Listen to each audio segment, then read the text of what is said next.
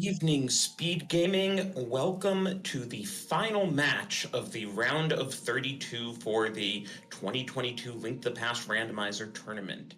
We've got a couple of great runners here for you today. Both of them really earned their spots here, Freddie and Wall Kicks.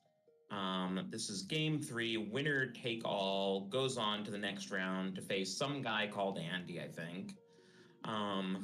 So big stakes here.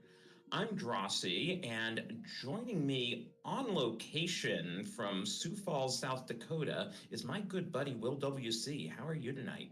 Doing great. The fans up here in Sioux Falls have been just the electric level of energy all weekend long, talking about this one, waiting to see who the final gamer making it into the Sweet 16 of the brackets here will be. Freddie and Wall Kicks. Freddie managed to win the first race by a couple of minutes. Second race was one that was one for the ages. Freddie getting out to an early lead, clawing out about a minute lead, and then just during the final minutes of that one, Wall Kicks making up ground slowly but surely up through the climb and up the tower, and finally overtaking him during phase 3 of Ganon to stay alive in this best of 3 series. So we are off, and we're going to get our boots hint. They are in Palace of Darkness today. Could be better, could be worse. Yeah, but you would not be a surprise to see that be somewhere that the runners make every effort to get to as soon as we get Dark World access, whether it's a pendant or a crystal. So this being Ambrosia, of course, we have the standard start. Both runners will start with a sword that becomes active when they talk to the uncle and receive his item. And we will hope that we can get bombs or boots alternatively. It looks like we had 2 pendants there at Desert and at Eastern Palace, and then a regular crystal up at Tower of Hera. Okay, you caught the Desert one. I missed Desert, but I'll take your word for it. Okay. Caught it the second time around. So the green pendant is the one that's outstanding, interestingly. That's going to be in the Dark World somewhere. And as you can see from both the Uncle give out and the secret passage chest and the guard drops, we now have plenty of bombs, so we will be able to get the 3 chests in the back of Escape on our way through here for both runners with no problems.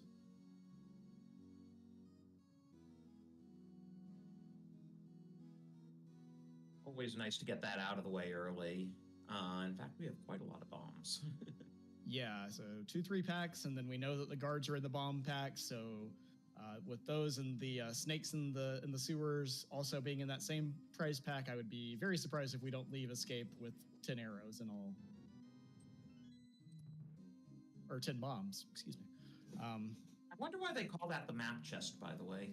You know, I think it's because if you play the original Link to the Past video game released by Nintendo, if you open that chest, there is a map. So we could be playing that original game because they opened the chest and there was a map. We could. We don't know. I mean, if there's a bloomer thing in this one. Nope, just even more bombs. Just bombs everywhere through Escape. Guaranteed that when we get out of this and get up to the tree and check the tree pull, we're going to get 8 bombs on the tier 2 tree pull, because why wouldn't we?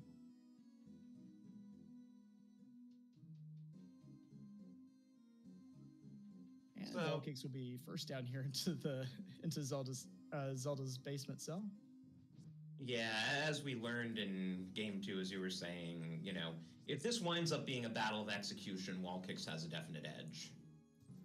Yeah, and I don't even know that it's a huge advantage. It was really kind of just a couple of things that went really wrong in the final stages of that game 2 race. Freddie was kind of maintaining advantage for a while. I predict there are no rods in Pyramid Fairy today. That seems like a safe bet.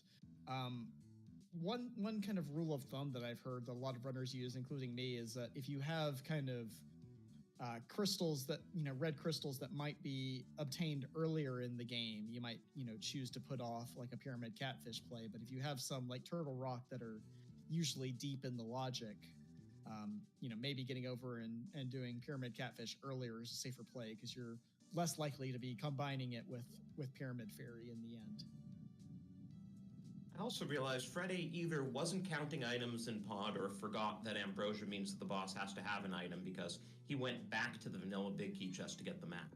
Yeah, and if I had to guess, it was probably an item counting thing, more so, because I have just a mental block when it comes to counting items in pod as well, because I'm usually trying to count small keys and think about that logic, and then I just trip over my own feet. We are going to get a look. We've gotten the 2 boots lock checks in North Dark World or North Light World here, and we're going to see what is on the Lumberjack today. Find out if Aga is a requirement for us.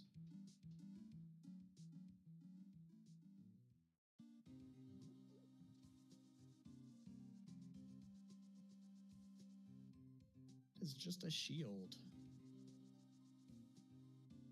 I don't think we're going for that. Nope, no Aga for us today.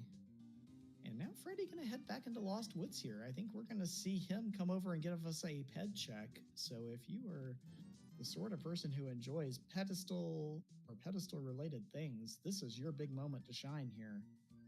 Tell us what item you think is going to be on the pedestal in the chat right this minute.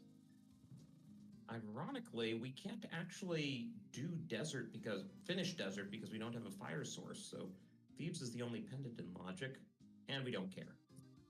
Yep, just a heart piece on the pedestal, so no need for that today.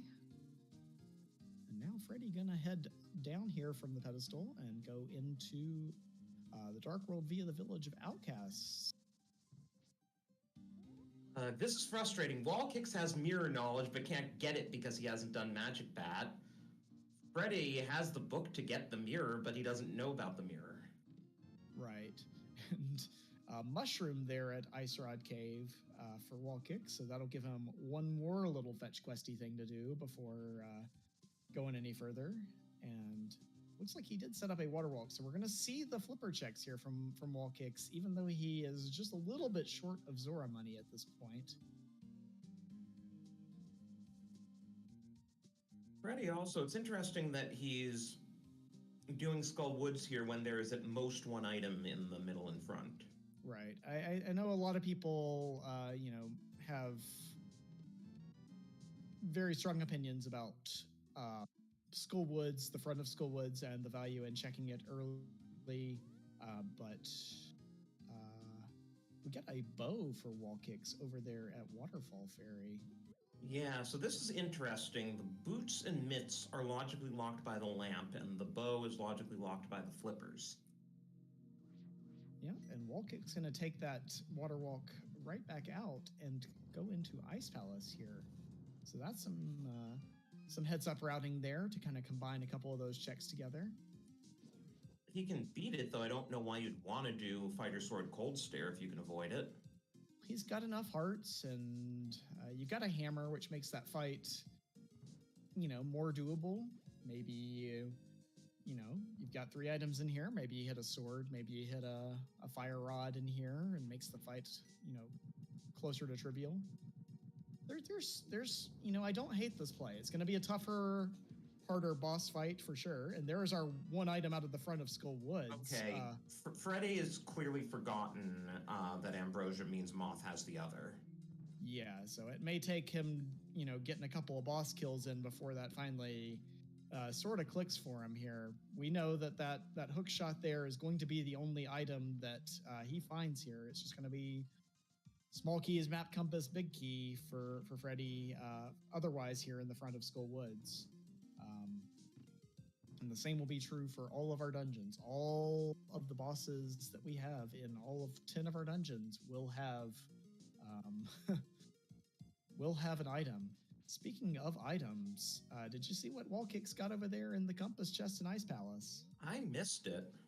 Well, if you look at him swinging his sword right now, that'll give you a clue. That makes Cold Stare a little bit easier. It certainly does.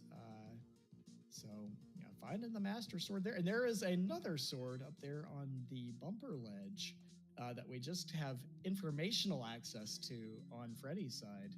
So we now know where three of our four two of our three swords rather are for this seed, given that we started with one of them.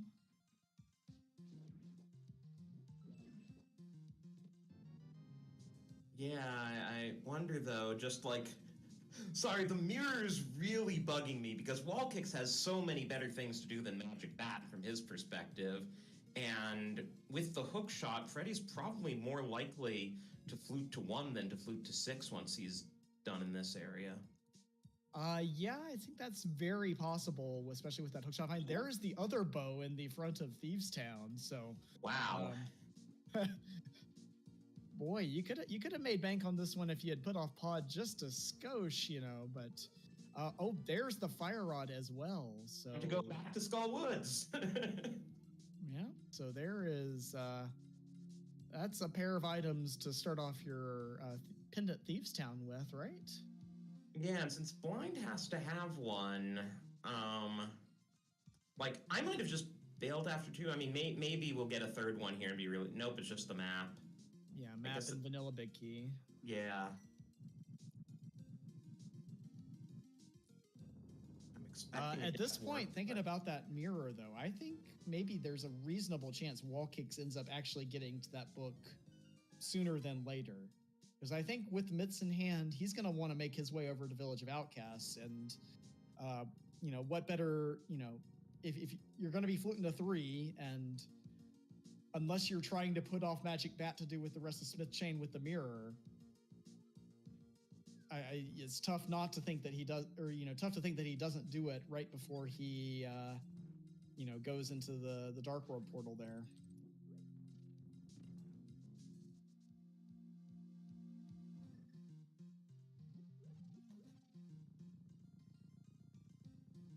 And so nothing else that we saw there in Village of Outcasts on Freddy's side as Wallkicks is heading into his Cold Stare fight, got his bombos out to break the shell. Yeah, let's see how he approaches this between Hammer and Master Sword spins. And looks like Freddy's actually gonna put off Moth a bit, which is not horrible. It's one item. You can get it any time. Right. It's not like the 5/6 is gonna be in logic without the Ice Rod anyway. There's that, and also you've got flute and mitts. You don't have any... You can come back and do that one item check anytime you want to. Wallkick's making great work with the hammer there. Getting those puffs down without taking a single hit. Gets an ether for his reward. And gets the first crystal of the race here at just under the half-hour mark.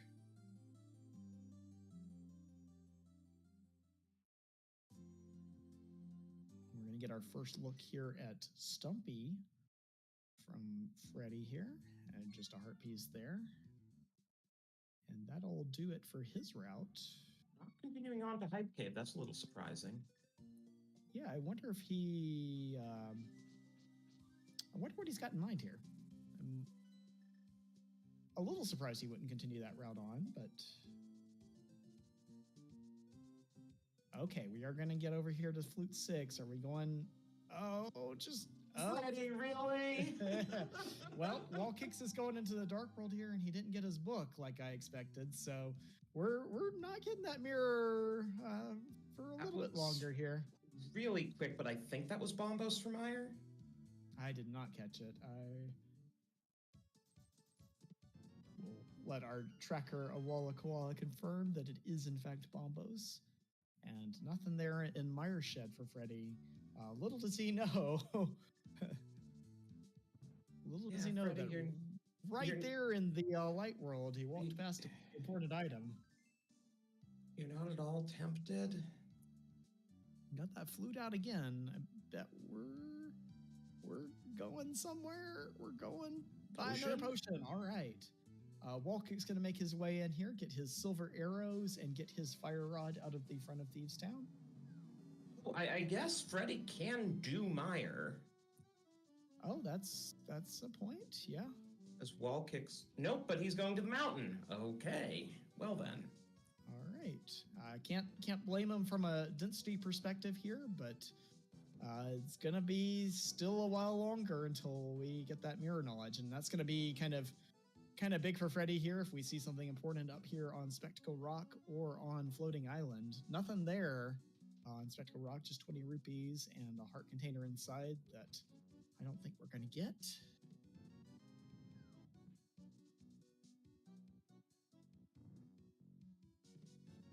See what Wall Kicks does here after doing the front four. Yeah, he's death warping too. Yeah, I mean, it is essentially, you know, you commit to a full Thieves Town clear here, get 2 items plus the green pendant item later, but boy, you've just got better things to do. Yeah, I mean, that's a long time spent to get 3 items. Yeah. I mean, I agree. You never know if a runner's going to try something weird, especially in a game 3. Yeah, I think both of these runners, I think they're both relatively like, you know, they'll take smart risks when they have to, but I think Wall Kicks especially is going to be playing pretty thorough, and I don't think we've seen any signs that Freddy is thinking any differently tonight. I think they're both going to just kind of play their game.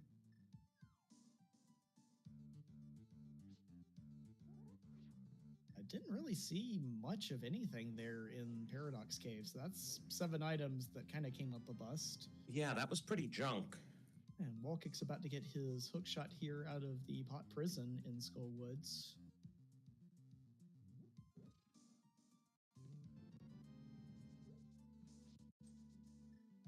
And we'll see him just walk right out. So he is keeping good tabs on the ambrosia nature of the seed. I mean, if this race winds up being close, you know, that's a minute or two that Freddy's cost himself by not keeping tabs when Wall Kicks did. Right. Just some small cash up there on Ether Tablet. Wall Kick's going to come back here and give us a look at the Mothula fight as we see Freddy head into Tower of Hera. One thing, Wall Kicks does have pretty low health here, so this could be, and does not have any safeties on him, so this could be a little bit of a spicy fight. Of course, there's a couple hearts on the way, and he does have the powder, so he has the opportunity to powder the anti-fairy in the upcoming room here for health as well. Another interesting thing, Spike Cave is in logic, but neither runner wanted to grab Cane of Burna off of the race game. Huh. Well, they do both have a bottle in hand, so if it comes to that, they're equipped to do it. Freddy trying to set up a hair pot here. It looks like he's gonna bail on the boot speed or the hook speed setup and go for the tried and true bomb setup here. Looked like he almost had it that first time. There we go. Got it second time, and Wall Kicks onto his Mothula fight. I didn't see what was in the front of Hera. So we had the big key in basement cage and a map in the map chest, and we have the lamp over there on on Mothula. So that's because rule of fire, interesting right? Little logical find. Fire locked fire, of course.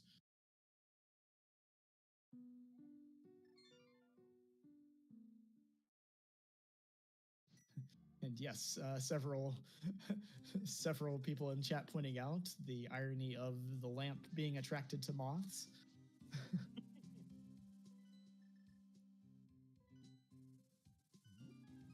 And Walt still has not done Magic Bat, though it wouldn't surprise me with his inventory if he just flat out does Mire here. I would, with silver arrows, I don't think you even think twice about this, especially with lamp in hand, everything. You've got everything you need for that. Just a green rupee up there on Moldorm, but it is going to be Freddy's first crystal. With Wall Kicks getting his second out of Skull Woods there a second ago, it is going to be a 2-1 advantage right now for Wall Kicks, but still very, very early in this one. And Wall Kicks heading back out, so that can only mean he is going to Mire right now.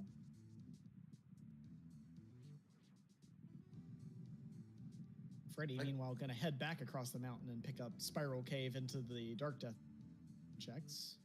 Again, Ambrosia can help here with Mire. You get one item, you get the big key, you can go straight to Viddy.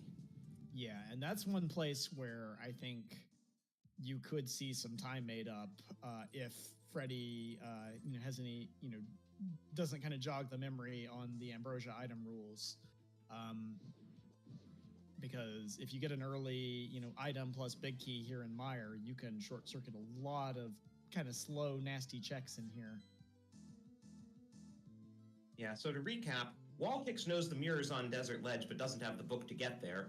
Freddy has the book but never bothered checking Desert Ledge even though he flew to 6 at one point. Yep, so we have come very close to both runners having access to that mirror, but neither one has quite put together all the information on it. Freddy going to come around here and to go through the Turtle Rock portal up here, and only having one of the 3 medallions right now, but we will see what it is. If he can open it up, he can potentially go pretty far in there without only missing an ice rod to complete it. Ooh, would you really want to at this point? Well, well, that decision's on the table, and if we're looking to make a big play, that's an opportunity for it. From Freddy's perspective, he's got, an ice palace and a mire that he can go do at any time. He can go back and finish pod. Of course, neither runner has touched Pendant Eastern yet today, so, there are other options out there if you're looking for something that's, maybe more fun than doing another dungeon that you can't quite clear.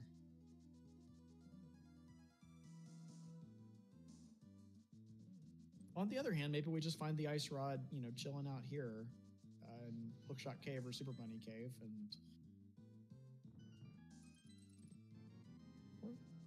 and we could just get nothing up here on the mountain entirely. Freddy's 3 items from Go mode. He'll need a sword, but there's no way you miss the sword in Ice Palace. Yeah, he'll definitely get that one. Probably soon, honestly. And Wallkicks making his way over here to the cutscene chest of. Wallkicks is also 3 items from Go mode. Come to think of it, he needs that book though. Is the difference? Whereas Freddy has the book but needs the mirror knowledge. Right. There, it's kind of, you can split hairs on the difference between, one item versus one item knowledge away from having mirror. But that's effectively, they're on even ground right now when it comes to that mirror. And we do have a vanilla big key in Mire. And Freddy is, in fact, going into Turtle Rock here. So this is going to be 4 items accessible for him. Most of them are going to be probably pretty late in this dungeon up on Laser Bridge. So. Oh no.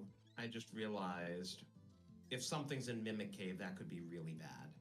Well, it could be bad, but also Freddy is going to come back through here at some point unless we find the ice rod here in Turtle Rock. So, at least he'll have an option to come back for it later if that is the case. But it would be, pretty bad to leave something important there.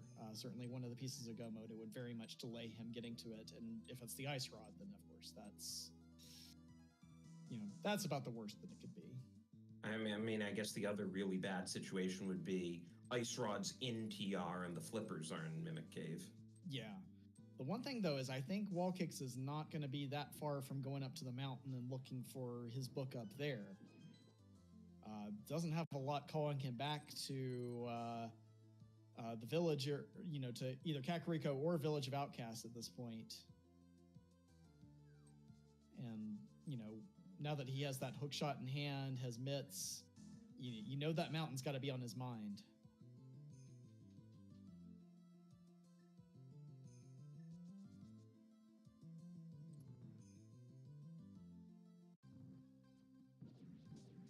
So, Silver Arrow's Viddy fight for Wallkicks here. No problem getting the 9 eyes down. Viddy, what Viddy? Yeah, exactly. Silver Arrows make that fight nearly trivial. And a heart piece for our second item there in Misery Mire, and crystal number 3 for Wallkicks at this point.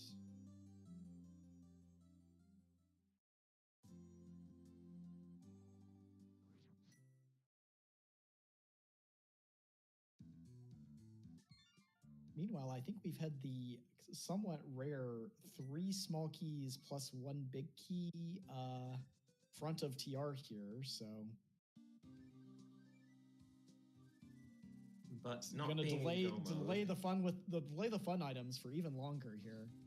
Wallkicks is going to come back over here and get pod done. No shame in that. It's going to be an item for him, and it's something you're going to have to do at some point, and it's not really going to get any faster than the item loadout you've got now. So, you know. Yeah, so the thing about this TR key layout is it's the optimal layout for go moding. Like, right. Yeah, you could even skip, if you do get to go mode this, you would get to even skip, like, Crystal Roller Chest. Yeah, you steal plus, the Poke key and everything else. Yeah, you steal the Poke key and then you don't need to open anything else in the dungeon if you're in go mode. Right.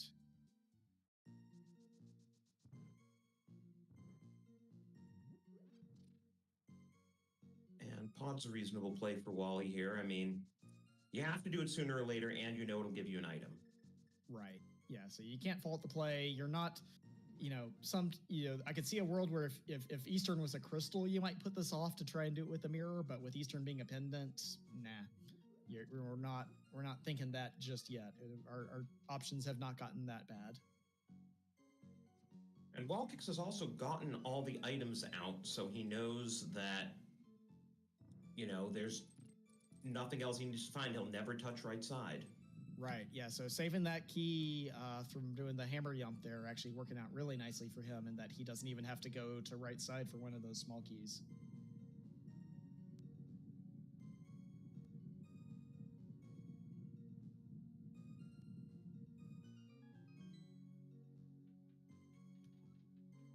Still no sign of those flippers. Yeah, but we're about to get a few checks up here on Laser Bridge, and this is going to be very important to see if this TR gamble gives any benefit over to Freddy. Bombs there in the first chest. I mean, the big thing would be if flippers are here and then fire rods and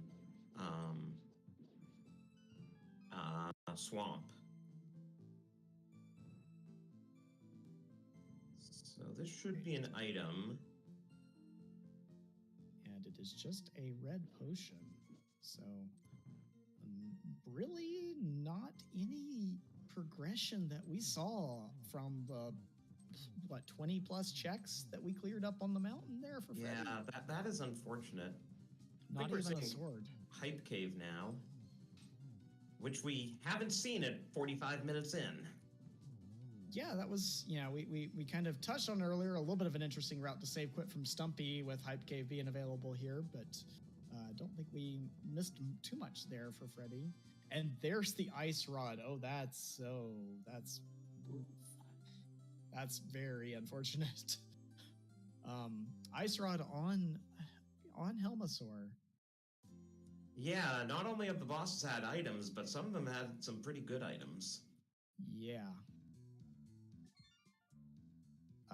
So that'll incentivize Wallkicks, I think, even further to get up the mountain, having a couple of medallions in hand and having now a most likely full clearable TR. And but now it's going to keep him from that book and that mirror for a little bit longer. Yeah, now Freddy's going to go back. Looks like this is a pyramid catfish play, so yeah, probably not doing pod right away. Yeah, and we are going to see a check that we did not see on Freddy's side with the old man rescue here from Wallkicks. Freddy, not having that lamp information, chose not to do this check, and we'll see if this leads to anything important here. Really, the only... there's the bug net. Moral victory, right? Yeah. Well, we're still on that first row of hearts. We've got powder, we've got bottles, so it's not the worst thing you've ever seen, but Wallkicks never did turn in that mushroom despite having the flute, did he? I'm trying to remember. I thought no, I don't know if he did. I don't remember seeing it now that you mention it. Chat confirming he did not.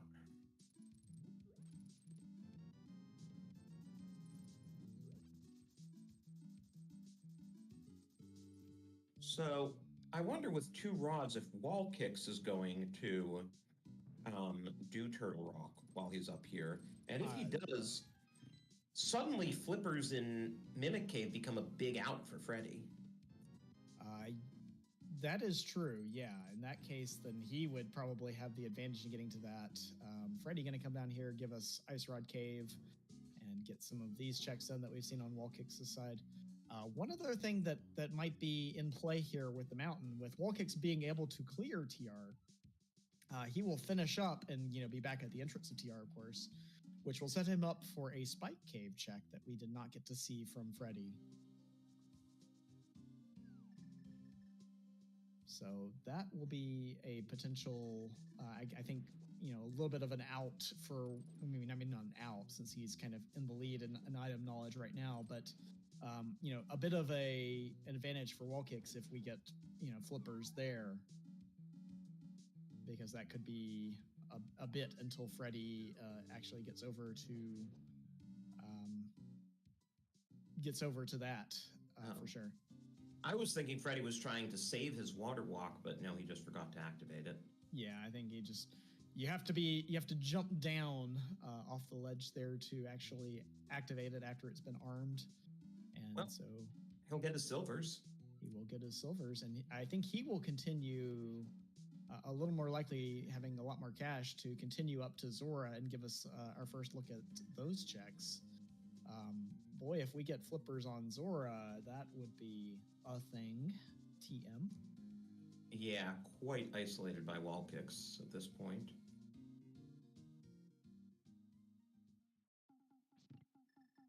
And there's some big money over there on the Zora ledge. Of course, nothing that was going to ever be of interest to us other than potentially our fourth sword. But Zora, what do you have for us today? 20 rupees. Unfortunate. Life lesson. He likes those. Geez, Wall Kicks is gonna be at 6 crystals before we know it. Yeah, he has been focusing completely on those crystals. And up here on the mountain, he's going to get 2 more of them here in short order. So, yeah, really the question is, when does he find that book and when do we find the Flippers?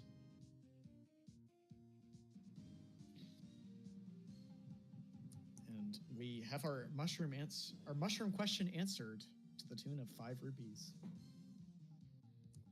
Okay, Freddy, come on here. Here we go. We're going to get that check. It looks like he was already had his mind made up heading into desert here, but now he sees that mirror and knows, okay, well, that was available for a hot second, but we're going to pick it up and, see what's inside Desert Palace here. Meanwhile, Wall Kick's down to 1 heart here for his Moldorm fight. Gonna bust out the cape here. I missed where we picked that up, but that is gonna come in handy for him. The cape too. Yeah, and gets a couple of more slashes and a spin in to take down. Oh, cape was in Meyer. Okay. Correcting us there. So if Wally ever checks Bumper Ledge, he can get tempered. Yeah. Wall Kicks knows about the mirror, but he did not check Bumper Cave when he went up to do Skull Woods. And unless we end up in an extended search for Flippers after he finds that, or after he gets his hands on that mirror, I could see it being a while before, Wall Kicks ever, if he ever gets up to Bumper Ledge to find out about that sword.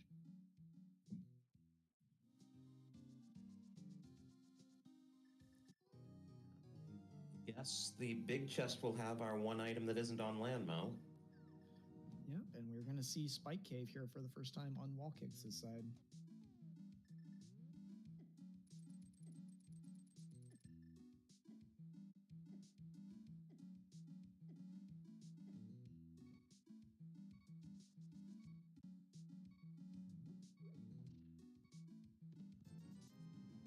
$20 and $20.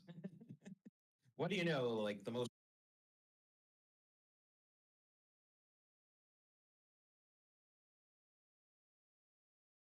and you want to click on file paths. Here you will see asset libraries, and it will indicate all the um, file file paths you have in your scene. Okay, so I have one here. This is the one which we just saw. So we could add another one by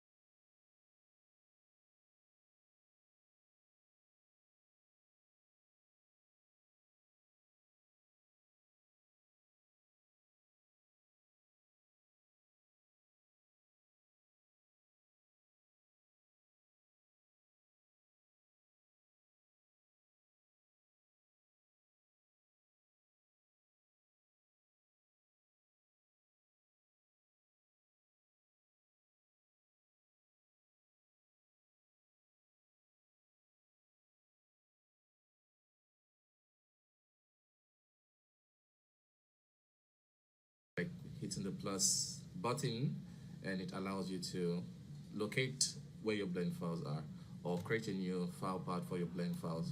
So I'll click on this to create a new one. I'll just quickly create one on the desktop, and I'll create a new folder and call this tutorial.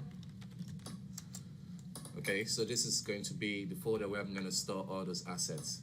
Okay, so once you've done that, you can just hit accept, and that's it. So importantly, you want to give it a name, so we'll have to call this tutorial. If you don't give it a name, it's not going to show up here, so you have to do that. So we'll call this tutorial, and you can go ahead and save this preference if you want. I'm just going to leave it as it is.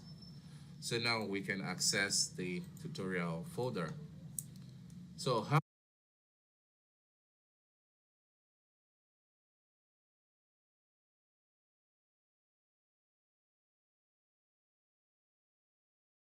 do you save?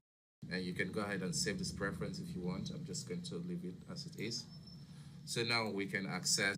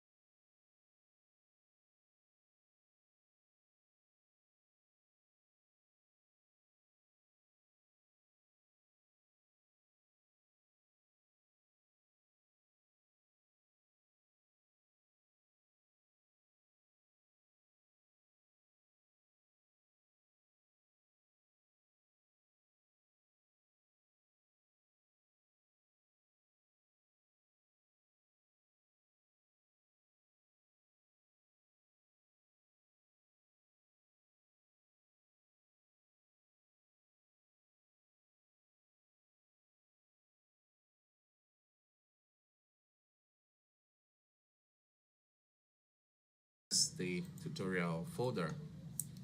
So how do you save files into these folders? To do that, let's quickly import an asset. So I'm just going to import an obj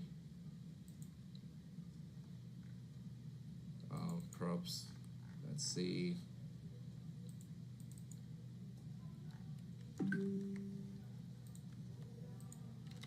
So I'm gonna just place this right in the center of the scene. So let's say this is the asset we want to save out to that folder. So all we need to do is to save this blend file into this tutorial folder which we created to store the assets. So I can call this boot and save blend scene. So what you want to do now is to right click here, go to data and mark asset. So once you've done that and saved the file,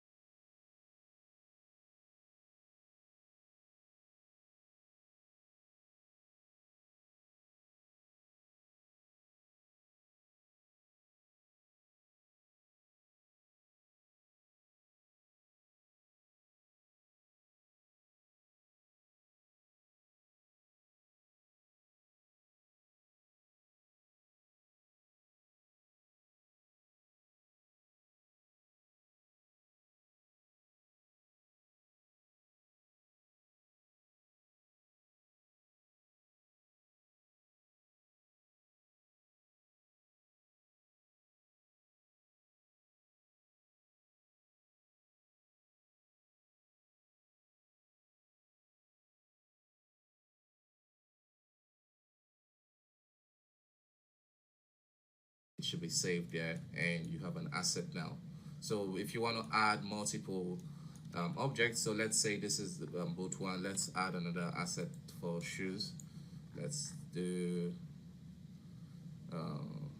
buckle. So this is like, it aids me to, if not model this every single time.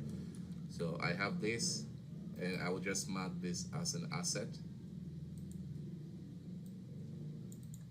And I can just name this correctly. Okay, so once we've saved this file and we go to object and collection, you can notice it's not here, so we can try reloading it. It's not here. So to use this, you have to go to a new scene. And now if you go to tutorial, object and collection, you can see we have it there and you can just drag it into your scene. So I know, so I have this and I will just mark this as an asset. And I can just name this correctly. Okay, so once we've saved this file and we go to object and collection, you can notice it's not here, so we can try reloading it. It's not here. So to use this, you have to go to a new scene. And now if you go to tutorial, object and collection, you can see we have it there and you can just drag it into your scene. So I know this is kind of still in the early stage and a lot of work will be done to kind of give the user, which is us, more control to be able to control the preview and do other cool stuff. Like the snapping feature is not even yet implemented in the branch. So yeah, all of that is coming. But for now, this is just basically the way you can quickly set up assets to use in your scene. So I hope this tutorial was helpful and you learned something from it. If you wish to see more from me, don't forget to hit the subscribe button and like this video if you enjoyed it so that YouTube can recommend it to more Blender users. So thank you so much for watching it again. Bye bye for now. See you next time.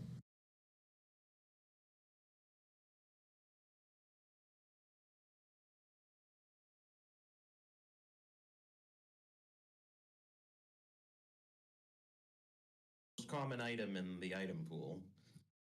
If this were hard open, those would have both been heart pieces, but Undoubtedly.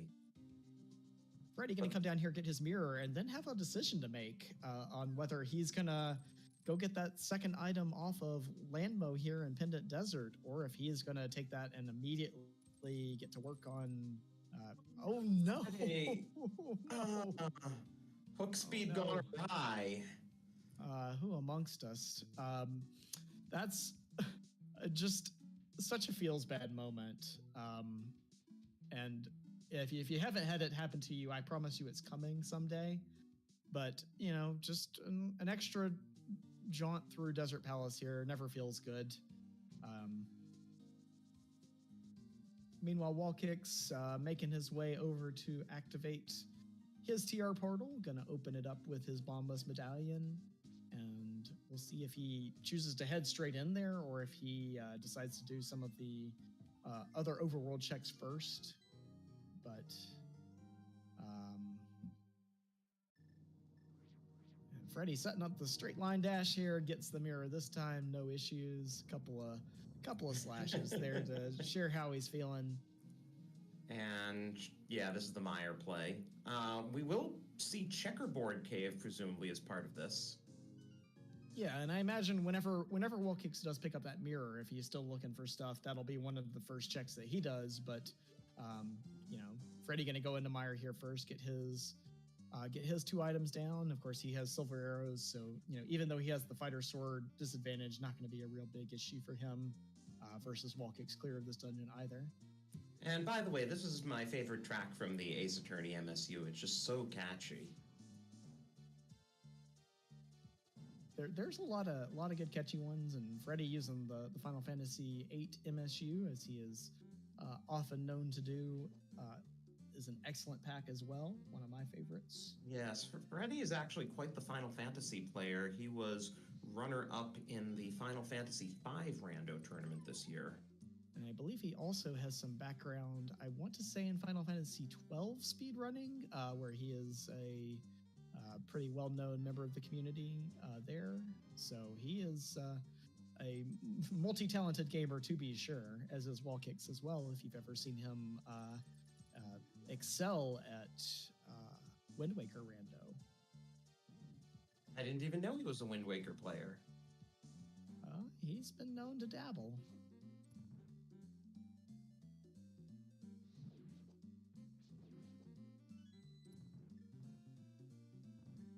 So, like we mentioned earlier, this Turtle Rock clear for Wallkicks, you know, we got the nice key layout, but he's not going to be in any position to take advantage of it with regards to, you know, skipping any checks in here. But we will get our first look at the item on Trinex that could be a little bit later for Freddy to get back to. Obviously, he's going to get to Pod sooner than later and get that Ice Rod, but still could be a while before we see, you know, TR for one item be kind of the play in his shoes. And with Freddy not having Master Sword yet, I think probably, since he's going to get the cape in here, his next move is going to be to combo Bumper Cave, Graveyard Legend, Mothula. Oh, that's a very good point. Yeah, with that sword knowledge, and now with the cape in hand after he leaves here, that'll be a great incentive to go up and get your Master Sword and get another dungeon clear done.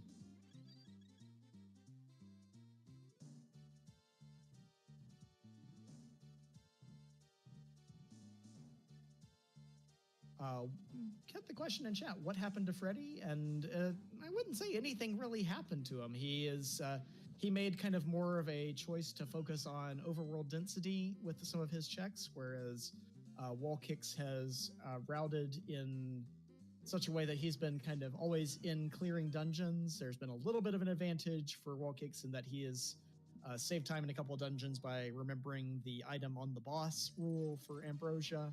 But other than that, it's just kind of been their paths diverged pretty early.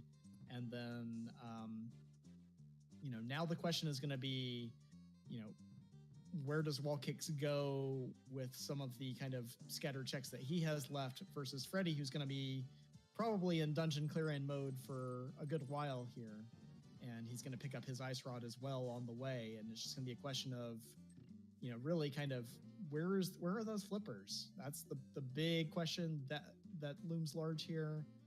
The other big question is, when is Wallkicks going to make his way over to Magic Bat and get that book that he knows is required for the mirror?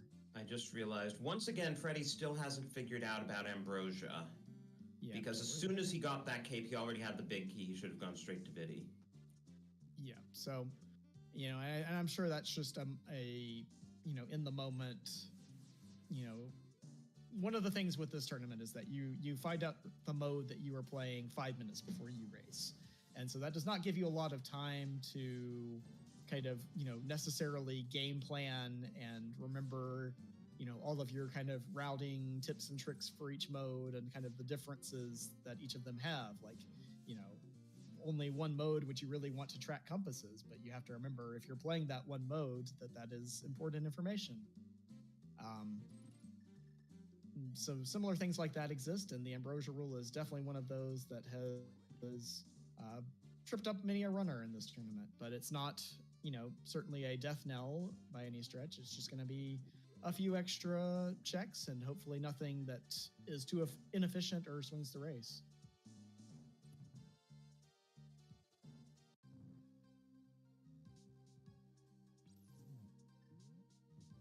We got a menu boss here with Trinex. Yep, gonna get through 5 hammer hits on each head.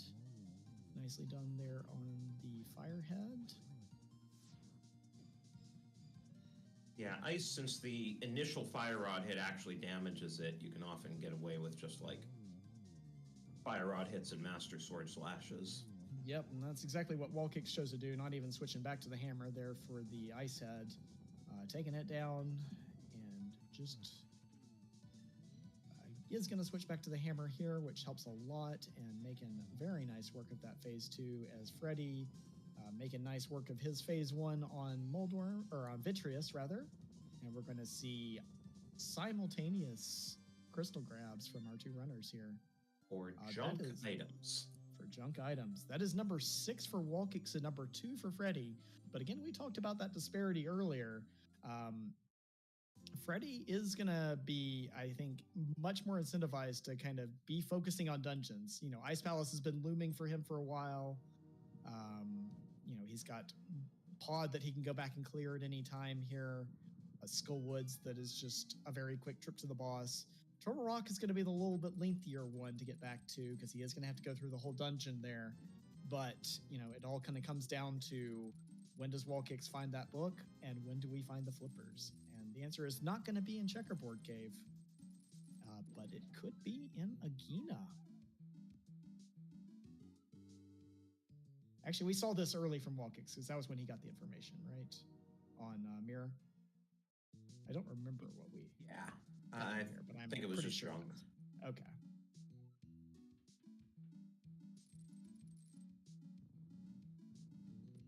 Just a heart container in there. And while these runners retrace each other's steps, why not give them a follow? We've been talking about, how these are both really good multi-talented runners. You want to give them a follow. Yeah, for sure. So Freddy going to head into the Dark World here through the village portal. That's going to be, like you kind of speculated earlier, I think that's going to be our play for Master Sword from Bumper Cave and probably get the check of Graveyard Ledge as well here before coming back and finishing Skull Woods. Or I could be completely wrong and we will go straight to Skull Woods first.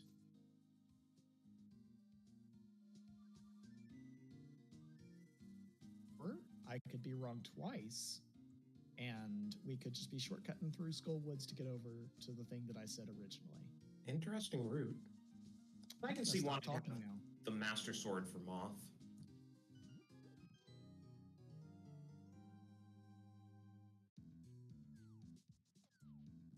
So Freddy going to pick up his Master Sword here from a different location than Wall Kicks, and Wall Kicks going to flute over here to 4, and did not even pay attention to this, but he is going to do Pyramid Fairy, having completed Skull Woods and Turtle Rock, our 2 red crystals today.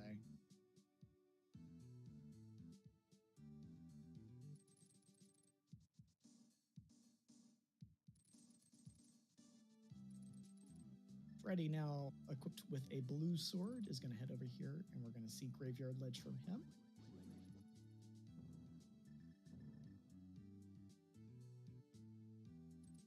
This is new information for us as well.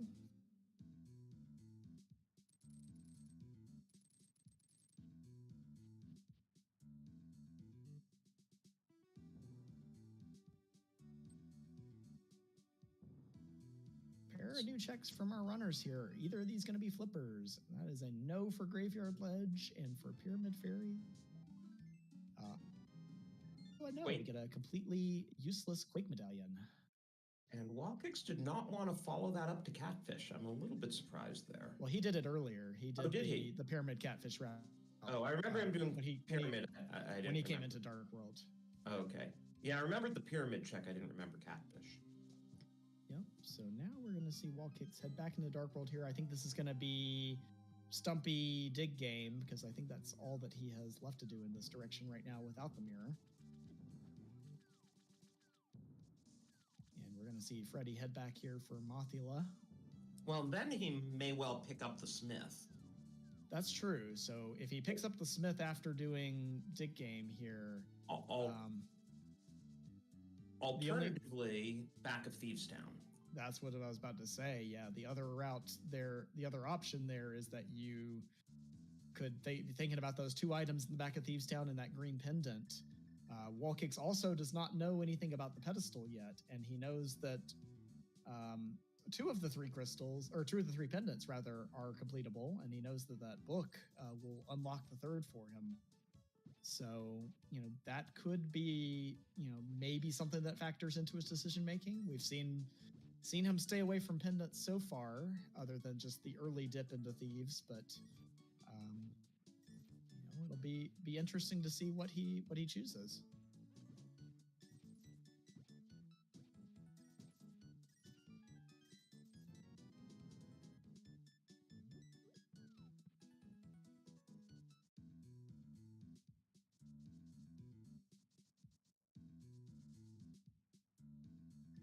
Freddy choosing to hammer Mothula there in the corner, actually get some nice hits in, gets his lamp. Yeah, it was just... Oh, sorry, go ahead. I was going to say, it's just going to be a little bit of a, thanks game right after you do Dark Mire, but... Yeah, it was just funny because he got 3 quick hammer hits in, and then Moth kept dodging. Yep.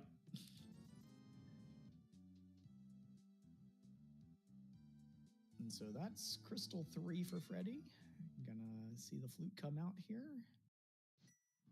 What's this gonna be? 5, 8? Looks like we're gonna head over to Pod and get our Ice Rod off of Helmasaur here. So slowly evening up the crystal count, but Wallkicks has the Smith. He's gonna do Magic Bat when he turns in the Smith, so that'll be his book.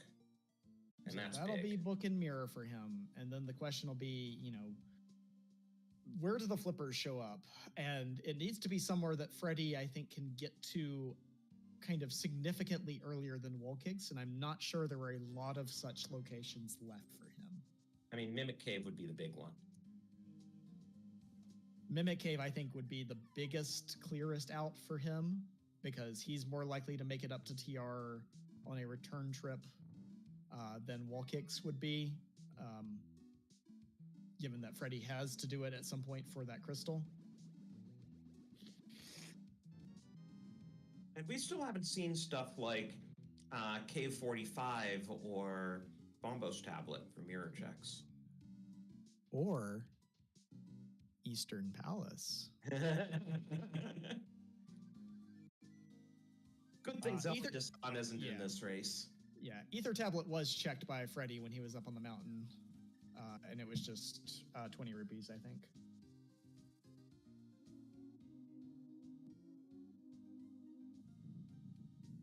But yeah, that Bombos Tablet definitely still looming large there. Now, what's interesting here is Wallkicks running out of locations could well do Landmos here. That's true, but that mirror is also going to open up, several other checks for him. So, well, maybe not several. It's actually not that many, since we've seen several of the ones up on the mountain and know that they're duds. And given the item placement in here, he is going to do the entire front of Desert before he picks up his mirror. Yep.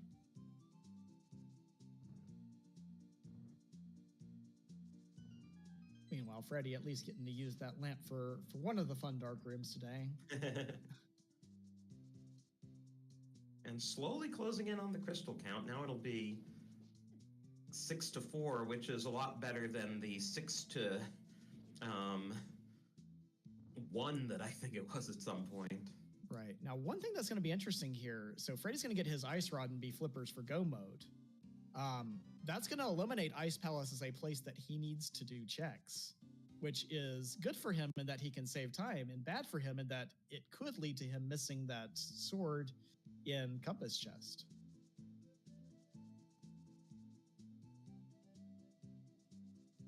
Not too happy about that Ice Rod.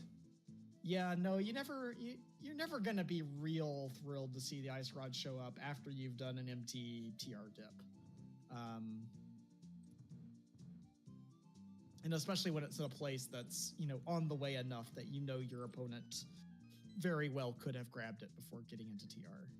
By the way, I like Wallkick's routing of Desert better here. He knew where the mirror was, so he's like, if I'm going to go over to right side and maybe not get anything and have to go back to the big chest, it's probably going to be faster to get the mirror first, and then I can mirror out of right side. Yeah, you get a couple extra trips through those first couple of screens from the left side, so I think it probably is not like drastically different, but it does, it is a nice feeling whenever you get to just Desert is a much more pleasant place to route the front of when you have the mirror in hand. And Freddy going to give us Bombo's tablet here. This will be an interesting spot for him, I think. And here's checkerboard for Wallkicks.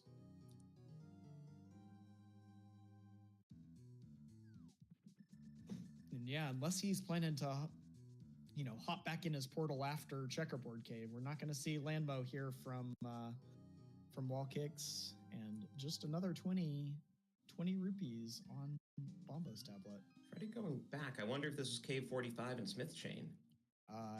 Yeah, I think that would be... Yeah, I think that's the play here. As good as anything. You certainly are in no rush to go back and finish TR. Right. And he knows that flippers can't be in ice. And Wallkicks is going to give us the play to Landmo here. So this will be our first pendant collection of the race. And our first information on what the second item is here in Desert. Over at Cave 45, this is our first time seeing that. And that is our first male upgrade of the seed. Starting to think it was interesting we were more than an hour in and hadn't seen any mail. Yeah, well, we have now. We've got a blue Ori running around on Freddy's side, but unfortunately not the shade of blue that Freddy is hoping for right now.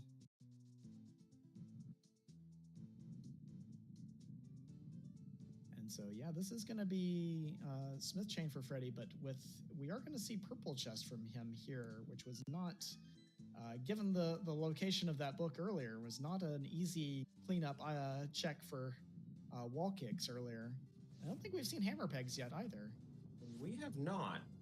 Which is interesting since we got Mitts and Hammer very, very early. And Landmo, just a piece of heart. And Hammer Peg's just a piece of heart. Yeah, well...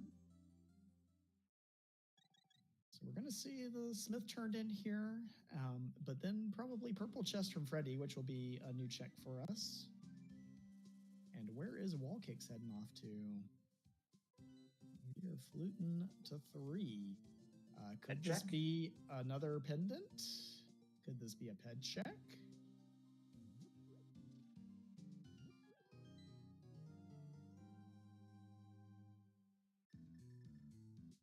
Looks like we're heading south, so we're either heading into Thieves Town or we're finishing up Smith Chain and Hammer Pegs here.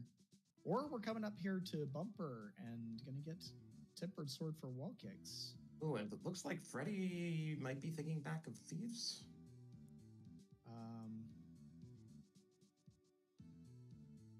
Yeah, he's saving the portal here so he can flute. Yep, nope, that makes sense. Okay. So that'll be his next play if flippers aren't in Purple Chest. Yep, so we'll see Purple Chest, and then it looks like he's going to head into Thieves Town, and then Wallkick's going to make his way through the North Dark World checks. See that shield there on Lumberjack Ledge, and we're going to see yet another red rupee from the Purple Chest. Oh, and Freddy's also going to get his bug net while he's fluting around the world. Yeah, never feels good when you're putting off something like this that you could have done after a Sphere 1 check with it, being out of logic. But Freddy, I think maybe going to be a little relieved not to see the flippers here on Old Man, but it's still, I think he's probably going to take this up into Spike Cave here. Maybe we get the TR play now, but Wall Kicks turned down the Tempered Sword. I was a bit surprised by that just because. I'm very surprised there. It can save a lot on Ganon. Yeah, no. Even with silvers in hand, I think you want that for. It's going to speed up your Argus fight considerably. It's going to make your tower, your gauntlet climb a lot easier. I think that's something you probably worth the time for a trip through Bumper. Oh, and here's Freddy's Spike Cave play. Unless Wall Kicks was just going to make a second trip for it. I'm not sure. I don't know. A bit surprising that he jumped off that ledge. No, he's going for Thieves. Yeah. Okay. That'll be one for the interview later. But it looks like we're skipping Thieves for now. We're going to get that Purple Chest and Hammer Pegs play as Freddy gets his 20 rupees there out of Spike Cave. Going to just go ahead and take the Death Warp to save and quit effectively. Save the portal. That's a portal save play. Okay.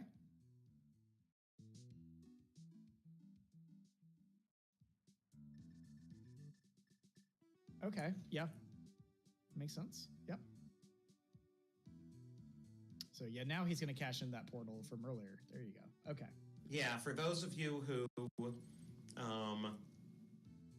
might not be familiar, since this can't really happen in the vanilla game, if you have the mirror but haven't beaten Aga 2, if you save and quit in the Dark World, you lose your mirror portal when you respawn in the Light World.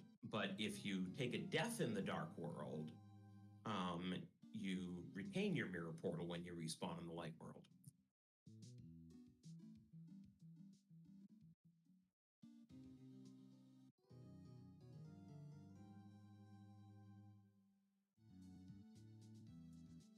So Wall Kick's gonna dash away from his purple chest there, as long as he mirrors on the screen with the chest picking or the lock picking man.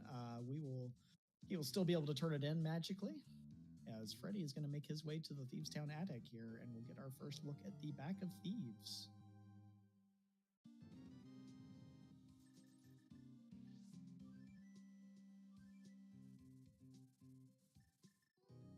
And Wall Kick's remembering that Bombo's tablet is a thing that exists, ducks the bird and gets back into his portal, as we see our third item out of Thieves Town, the shovel. Final fetch quest of the game. Yep, and again, we'll see, obviously if it's just, a map or compass in the blind cell chest here, it's not going to be really a big deal. But again, we have that information that the fourth item here in Thieves Town is on the boss. So theoretically, we can skip everything. And it looks like we're going to get our divergence here. Wall Kick's heading to the other pendant that we have not seen yet. Also 3 items over here at Eastern Palace. And unfortunately, I think Freddy still won't have remembered the rule about Ambrosia, and we're going to see the big chest open for a dungeon item. Yeah, but good news is that there's no small key there, so he's going to at least skip the... True. He's going to skip the big chest, whether he wants to or not. So now we have a shovel to follow up on and a green pendant to follow up on as a result of this Thieves Town play. Assuming that we don't find the flippers here on blind. The green pendant will probably lead Freddy into Eastern after that. I would think so. That would be a pretty logical play.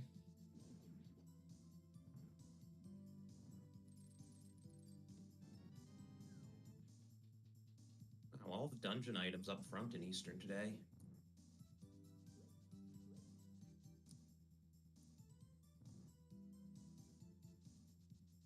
And there are the flippers on blind. So Freddy now in go mode here at 116.40.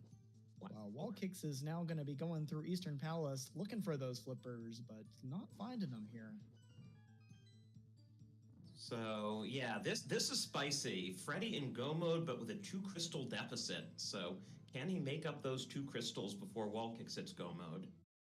Right, and he's got, Ice Palace will be a pretty quick clear for him, assuming that he does it in go mode.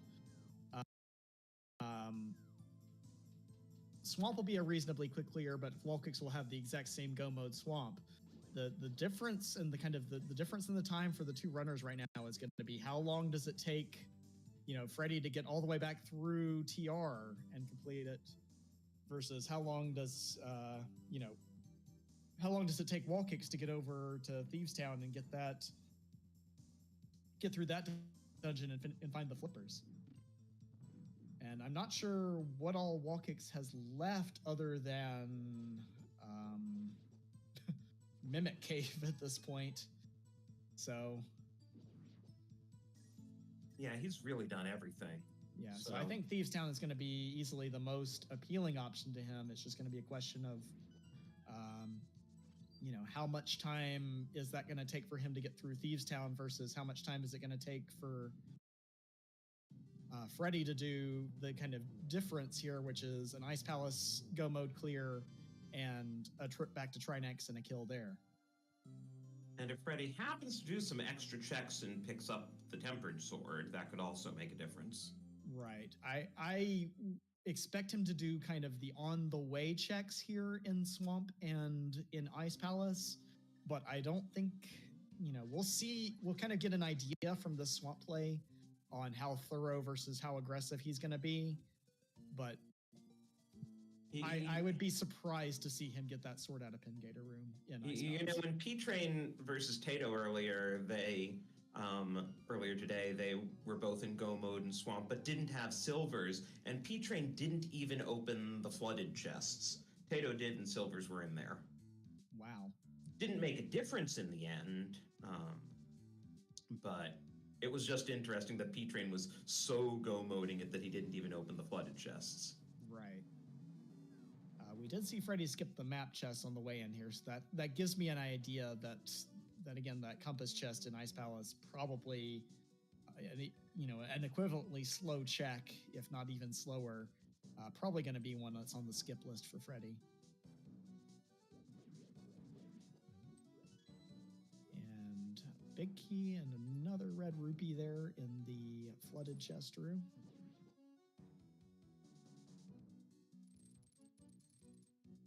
And just to recap where we're at in the tournament, the winner of this match will face Andy in a best of 3, and the winner of that series will face Error, who played a very early round of 16 series against Matt 7898 this past weekend and swept him. Boy, you just named a whole bunch of gamers there. Yeah, a lot of scary people in this tournament. Yeah, who knew? Trying to handicap the race right now, I would say Wall Kicks does feel ahead here by maybe a couple of minutes. That extra trip through TR is really going to be kind of the question here. But Freddy will be able to zoom through it in theory. It's just going to be a question of how much time can he save reasonably doing a go mode Ice Palace here. Versus, Wall Kicks only having to do just the swamp play and a mountain climb here. And unfortunately, this fight getting a little bit away from Freddy here in phase 2 on Argus. I was a bit gets the silver arrow. I was a bit surprised he was trying Fire Rod first rather than just going straight for silvers.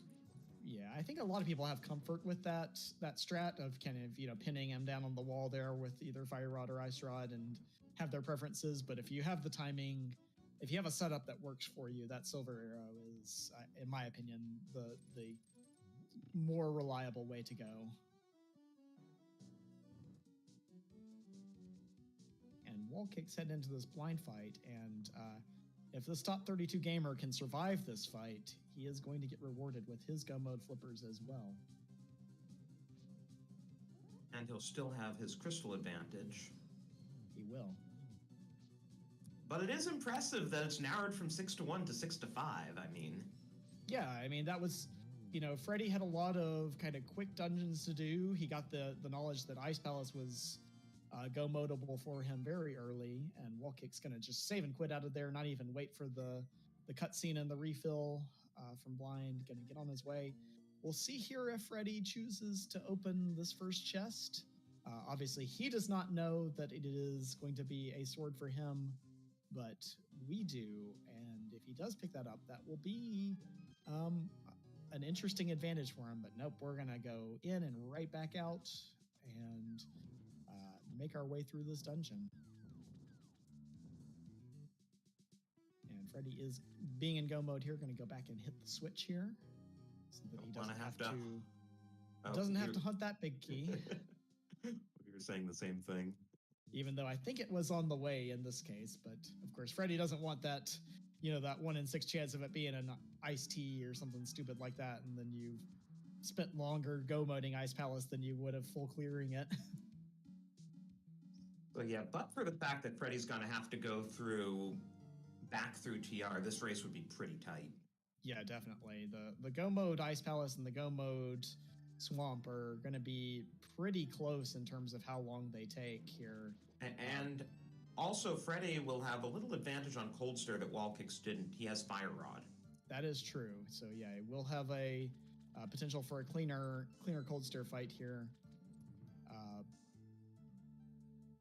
Wallkicks, of course, going to have the same loadout out here for Argus, but a little bit of potential there in phase 2 to make up some time on that fight as well.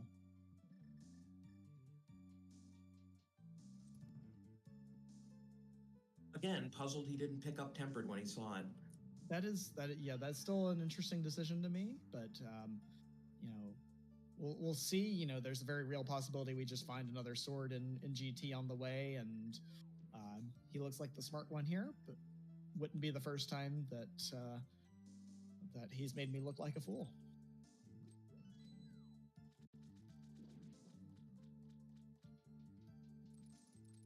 Okay, so yeah, Freddy's definitely planning on the Fire Rod strats, trying to conserve his magic.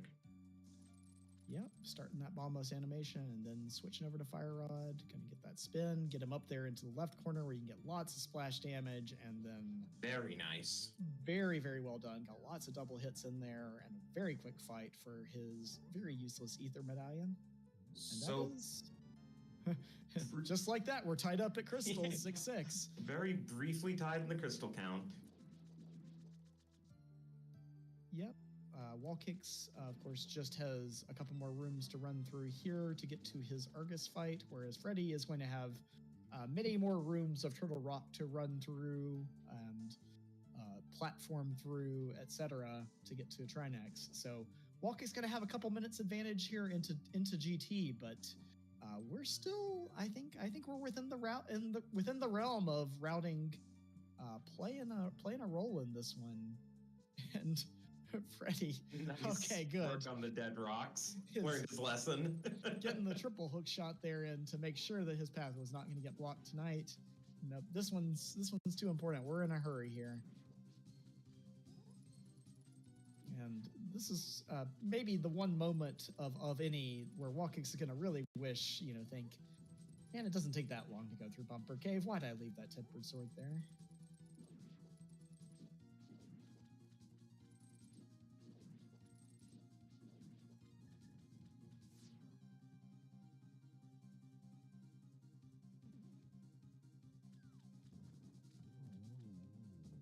There is the quick phase 2 kill for Wallkicks. That'll be crystal number 7 for him. So we will go off of him for counting where we are finding that big key in Ganon's Tower. Meanwhile, Freddy making his way into TR right now. And we do have a way for you to waste your channel points. All right. What are you thinking, Will? You know what? You know what number doesn't get enough love? It's number 11. So I'm going to say 11 tonight. I think I'm going to go with 14. Let's put our money where our mouth is here. There we go.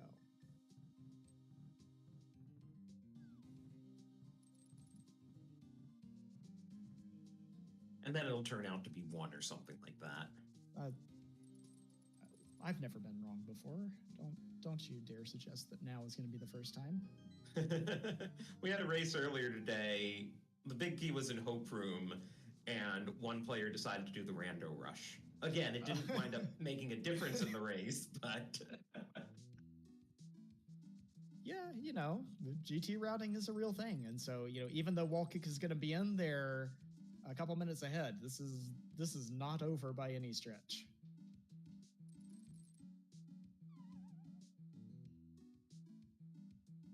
So, again, if Wallkicks does win by, say, a minute, his overall better routing of the dungeons because he remembered the rules of Ambrosia may be the difference.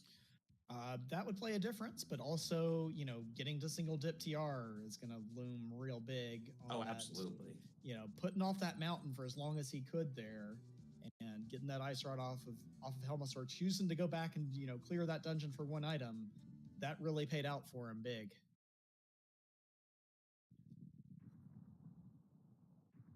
Yeah, so what do we think? Wallkicks has about a minute and a half advantage here. Yeah, that feels about right here.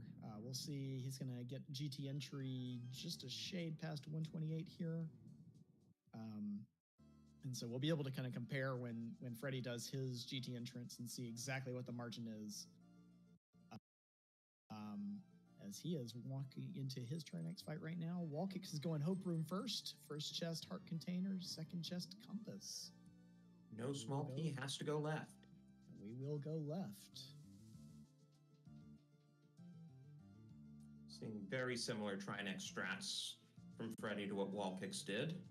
Yep, lots of, the careful 5 hits there on the first head, and then lots of Fire Rod and lots of Master Sword slashes on the second. And of course, given this routing by Wallkicks, Freddie's big out is if he grabs that small key, then goes right, and but no, the big key was right there in Stalfos' room. That was check number 4. Yeah, gets a bonus small key, does do a couple extra checks, I think, hoping for that sword, but not going to get it there. Wallkick's going to start his climb here at 129.05. Freddie going to make it over there to GT, probably open it up about, I would say, minute 45 or so, maybe between that and 2 minutes behind Wallkicks, and we'll see, what direction he goes there. Obviously, he's going to get funneled to that big key either as check number 2 or check number 4, unless he does something really wacky. And congratulations to Torsui, who was the only person in chat to guess it exactly.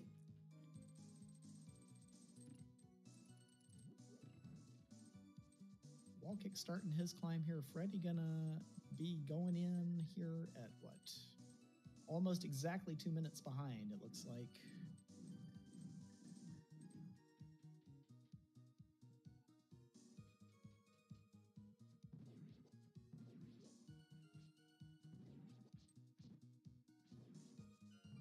Making his way through first room of Gauntlet there. Getting a nice double hit there with the splash damage from the Fire Rod to make his way through G2 nice and clean.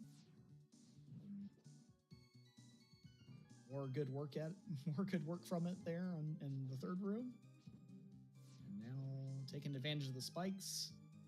Really clean climb so far from Wallkicks, no surprise here.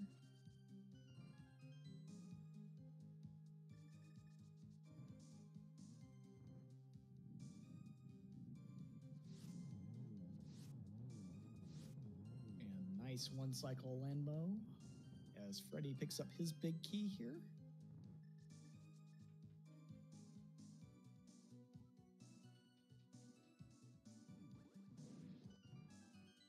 Also checking the room. I wonder if now they're looking for the 4th sword, and that's why they both cleared out the room.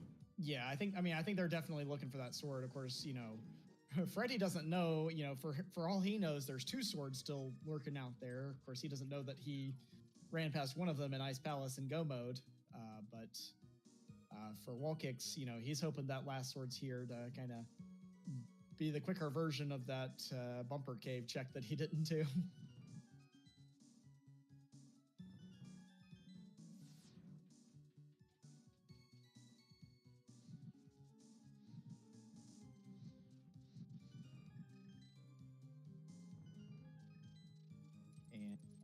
And gonna do the left chest, but not the right one, because that one takes way too long. And just gonna get a heart piece there.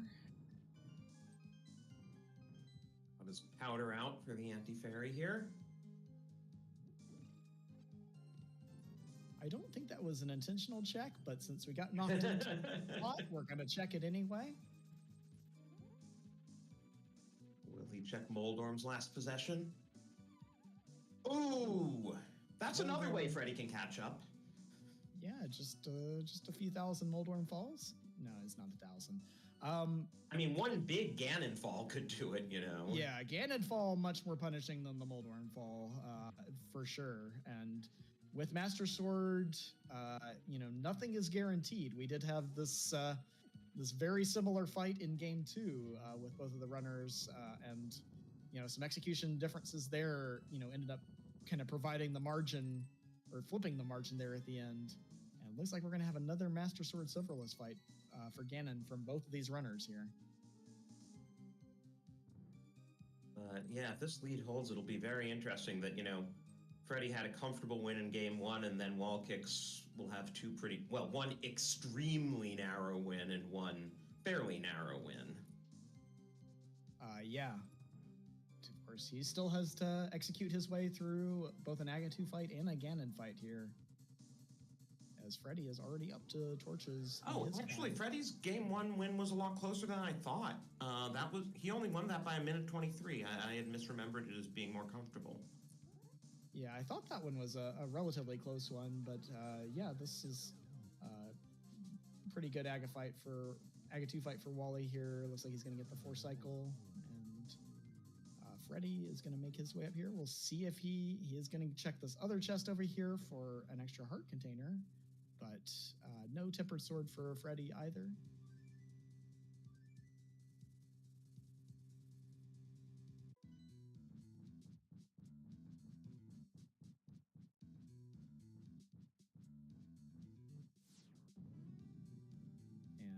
Kick's going to be dropping into Ganon, so we'll see what kind of fight he has today here.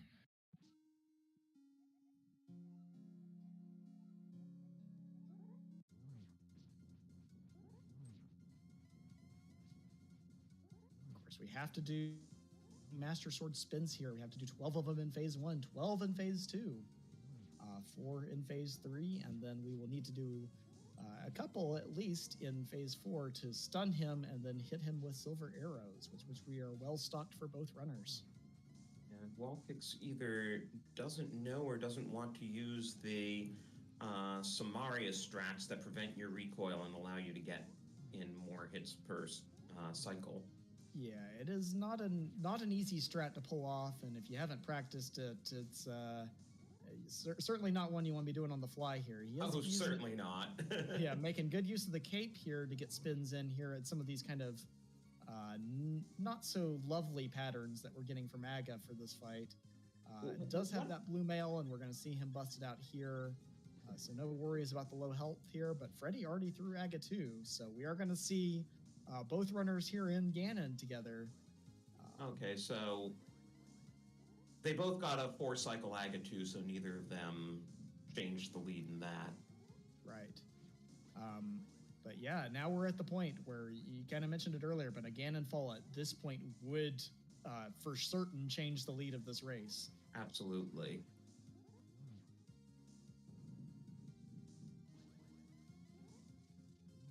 And that's the thing, again, about, neither of them got the tempered sword. Yep. So Wall Kicks on to phase 4 here, going to get a couple quick hits in there with silver arrows.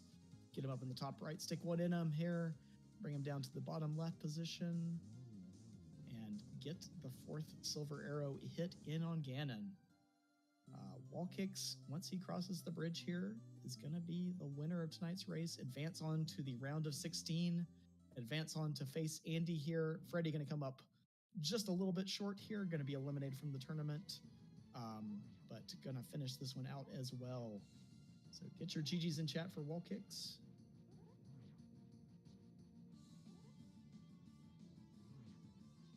Finishing with an official race time of 1:36.19.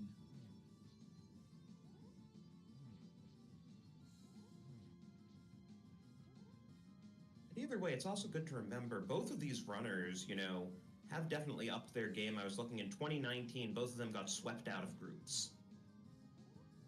So that they're both here in the top 32 to begin with is pretty impressive. I mean, both of these guys have been around the community for quite a while, and both of them, I think, Wallkicks may be a more recognized name than Freddy in this community. I think, in part, but I've gotten to know Freddy pretty well through another kind of smaller community within the great rando community that we have, and he is an amazing dude and has certainly put in a hell of an effort to even, honestly, to be able to play tonight. Been just dealing with a little bit of, real life stuff, a little bit of health issues. Hell of an effort to come in here tonight, put together a competitive race, despite, not really being able to play the game for the past week plus. And let's take slightly longer here on phase 4 because he didn't get the torch glitch and had to cycle the torches, but get your GGs in for Freddy. Looks like it'll be another finish within 2 minutes, so all 3 games of these series decided by less than 2 minutes. Yeah, if we could extend this one to a game or to a best of 5, I'd be down for it, but I don't think the admins are going to let us, given that we're already a little behind schedule. Freddy finishing officially with a time of 1:38.12. And that is it for this race. Both runners have completed it. Get your GGs in chat for Freddy as well. And we are joined by Wallkicks with Freddy in the waiting room, and here's Freddy. So GG's both of you guys. That was quite a race. Yeah, GG's. GG's, dude. Ugh. You put up a hell of an effort, man. I gotta give it to you. I didn't realize until I freaking was listening to all 3 of ours were within 2 minutes. Yeah. In the 7th. This is definitely a good race. Good races, fun races. Oh, heck yeah. I know we didn't get the modes you liked, so I'll count that as a handicap in my direction. I mean, you play with the cards dealt because, literally their cards. Haha.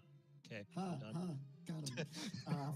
Hey, did you guys know that if you want to play a mode you like, the Cross Keys tournament, it's coming up real soon? Tell me more. I'm not an admin for that tournament or anything. No, definitely not. Yeah, I'm definitely looking forward to that one myself. So. Oh, heck yes.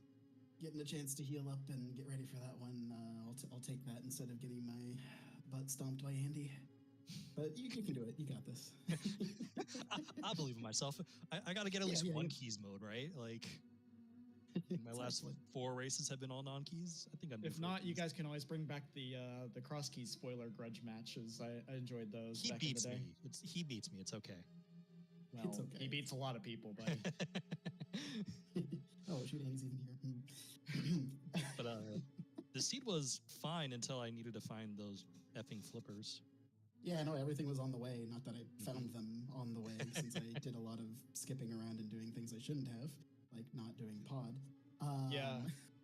That was, honestly, I haven't been able to play since our last race, literally. Like, this is the first time I've been able to sit in my office chair, basically. Mm-hmm. I might have actually done that if I was feeling more confident in my warm-up, and I probably honestly could have done it. I just didn't really want to fighter sword hammer helmet. That's reasonable. Yeah. Actually, speaking of weaponry, that reminded me of a question we had for Wallkicks. You turned down the tempered sword there on Bumper Ledge. Yeah, I didn't think I'd be playing for that much longer. I mean, you still had Argus and Ganon at a minimum. Yeah, didn't think I'd be playing for that much longer. Yeah. I see what you're saying there. Yeah. I'm like, this is gonna be a little bit out of the way. I'm like, I probably gain it back on the Ganon fight and maybe like up on the climb, but like, I'm so close to go mode at that point. Yeah, and will then, you go mode into Ice Palace and just was checking stuff for sword? No, Ice Palace was my first dungeon. Oh, you rushed Ice Palace. I rushed Ice. I thought about it, but I'm like, I don't have the bow yet. So I'm like, there's no reason to do it. By the time I got to the point where I was thinking of going to Ice Palace, I'm like Ice Rod and Flippers from Go mode. It's fine. Yeah, like, then you got the Ice Rod. Yeah, don't remind me. And then I got the Ice Rod, and it was like, well, there's no reason to do Ice now. So yeah, Like I rushed pod after getting Darkwood access because I wanted the bow, or not the bow, the boots. And Oh yeah. immediately it was like, this is a mistake. I don't have any way to do mimics if this is bow lock because I'm too lazy to learn how to mimic clip. And I'm like, well, we're here, so let's hope for the best. I got the early flute and got 300 to get money out of the chicken, I think it was, which failed me. I'm like, I don't have enough money to get a potion, so I can potion glitch into the right side.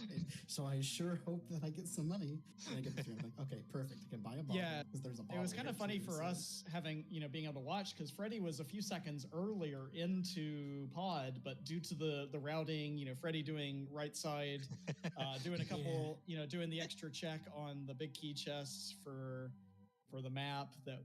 Yeah. I didn't want to do that, but I knew I had to. Yeah. Well, if that was the ice rod, I was set. Ambrosia. I lost a 50-50. It's this fucking... Sorry. Ambrosia. Helmet King had to have the last item. Ambrosia. If it's not a 50-50, it's not a standard open mode. Let's go. Mm-hmm. No, I kid. I should have gone back and done Helmet. That's my fault. But yeah, the kind of the big intrigue of this race was... knowing about that mirror for a very long time from wall kicks, and knowing that Freddy had the book for almost exactly that same amount of time, and the just tantalizing wait for either one of you to get the second piece of that puzzle put together. I kept going into places and being like, oh shoot, I forgot to check desert. I should do that. I did that like 2 or 3 times until I'm like, okay, I'm just gonna do it now. And then like, God, that's the freaking mirror. Of course it is. When you went to Meyer and still didn't check. Yeah, that was the part especially. I was like, oh, I never checked that. The mountain has a lot of stuff. It's fine. And it was not a good idea. Yeah, no, it was. Oh man, there was so much junk up the mountain. There wasn't even a sword.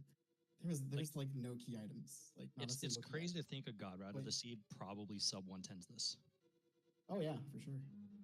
Yeah, that's I think an entirely reasonable time.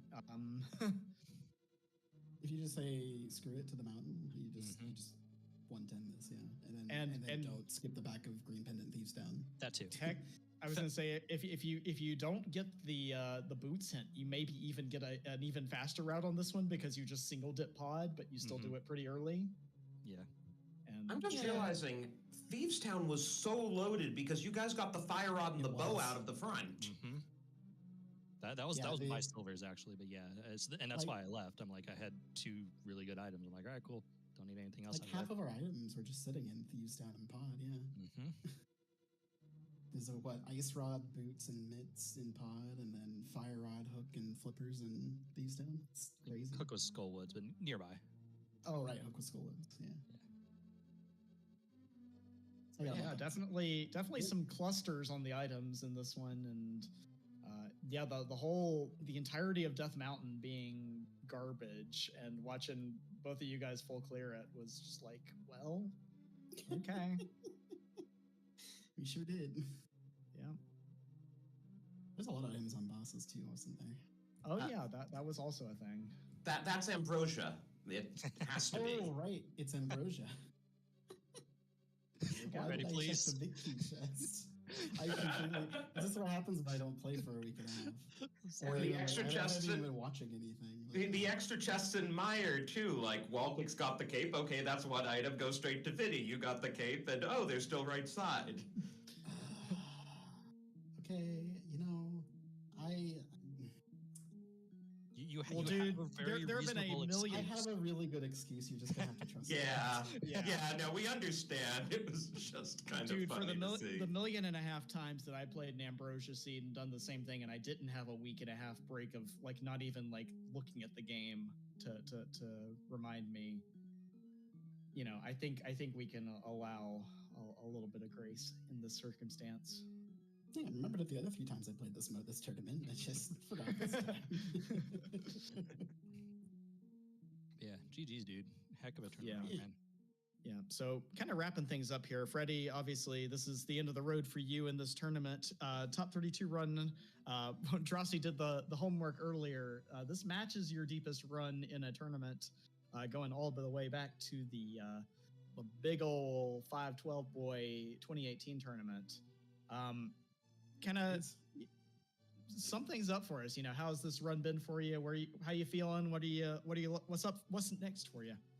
Not like I was saying, I was talking to Wall Kicks before. I was honestly 7 seconds from top 16 in a main tournament is a bit above my expectations, especially for how little I get the chance to practice nowadays. So I'm happy with where I'm at and looking forward to the Cross Keys tournament coming up. Looking forward to hopefully another spoiler tournament coming up. Or I guess the SG Live is spoiler open, like the online version. So I'm probably going to practice a lot for that. We'll see how that goes. And hey, that's only a little over 3 months away because all the tournaments are right on top of each other these days in ALTTPR land. These days? I feel like I've been doing this for like 5 years and there is never not a tournament going on. Shout outs to my spoiler gamers. And as for I'm like, this tournament's almost over, and then I'm done. And then it starts. It's like I've just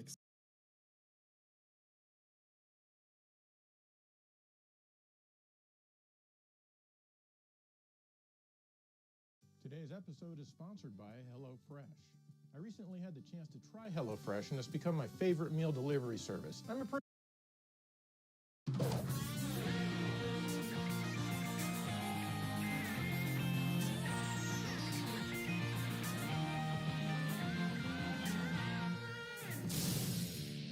Hello and welcome to Game Sack. We're back to check out some more games that do some impressive things for the hardware that they run on.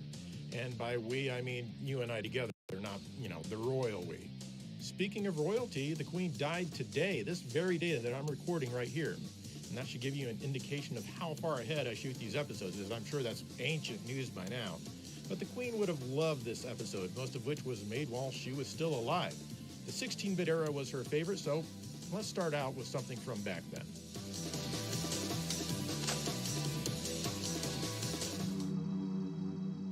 Here's Lawnmower Man for the Super Nintendo from the Sales Curve and THQ. Yeah, I know I just showed a clip of me effortlessly inserting the Genesis version, but I've got to talk about the Super Nintendo version first. This game is basically a side-scrolling run-and-gun at heart. You control Pierce Brosnan himself as he shoots down bad guys in a virtual world. As you make your way through the levels, you're encouraged to grab lots of CDs, because that's the data storage format of the future. You can also collect gun upgrades, score bonuses, and what appears to be armor. Regardless, it's usually one hit and you die. As you can see, it looks pretty simple. Certainly nothing special about what the console is doing here. Well, every other level, you get to fly through 3D lands. Sure, it kind of looks like Atari 2600 graphics in 3D, but keep in mind that there's no Super FX chip here and no help from Mode 7. Yet it moves briskly at a very solid 30 frames per second. There are lots and lots of these stages, all taking place in a slightly different area. Every once in a while, you'll stop to inflict some punishment, Pierce Brosnan style, on these digital bad guys. There's a stage called the Cyber Run, which does in fact use Mode 7 for its floor and ceiling, and it looks fairly cool. Due to the assistance of Mode 7, this one runs at 60 frames per second. At a couple of parts during the stage, you even get a solid vertical wall, which is unusual to see with Mode 7. There's also a rotating tunnel stage, which is cool, but it probably isn't pushing the console much. The final boss fight with Job also uses Mode 7. That's all pretty cool for the console, but let's also check out the Genesis version from Time Warner Interactive. All in all, the graphics here have fewer scrolling layers in the 2D stages and also fewer colors, not that there were many to begin with. The quality of the sampled audio, like any voices and also the drums, will disappoint pretty much everyone. But the 3D stages are still here and run at the same locked 30 frames per second. In fact, they look the same, just without the fog style effect. The control in these stages on the Genesis feels a bit faster, but really it doesn't make it much easier. These stages are a lot longer in the Genesis version for some reason. Not sure if I'd say that's really a good thing. The Cyber Run stage actually looks a bit better than the Super Nintendo version in my eyes for a couple of reasons. One, it's just a bit more interesting, and two, it actually rotates the screen when you move left and right. It also runs at 60 frames per second here. This stage was already pretty long on the Super NES, and it's about twice as long here. The tunnel stage also looks better on the Genesis with these cool colored tubes that you fly through. Other than the visuals though, it plays the same. The final boss really impresses given the hardware limitations of the console. Keep in mind that the Genesis has nothing like Mode 7. That's right, no hardware scaling at all. Yet Job's face smoothly scales in and out as you shoot him. And the scaling is at 60 frames per second, just like Mode 7. It even gets incredibly blocky, just like the Super Nintendo. And come on, who doesn't love that? Honestly, this really blew me away, and I can't recall seeing any full-screen scaling on the console this good. Overall, I think the Super Nintendo version is probably a bit more playable and it feels more refined, but the Genesis version really struts its stuff late in the game. All in all, this title is a decent time, just don't play the Sega CD version.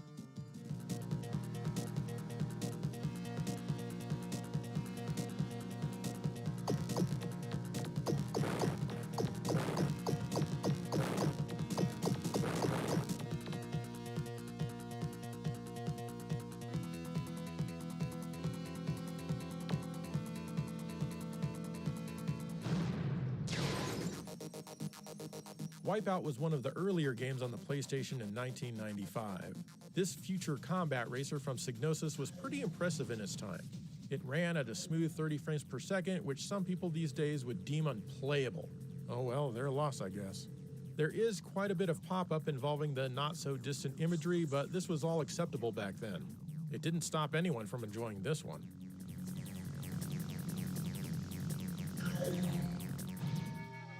Wipeout XL came out the very next year. This one improved some things, though it still has some noticeable pop-up. Still a great game, though.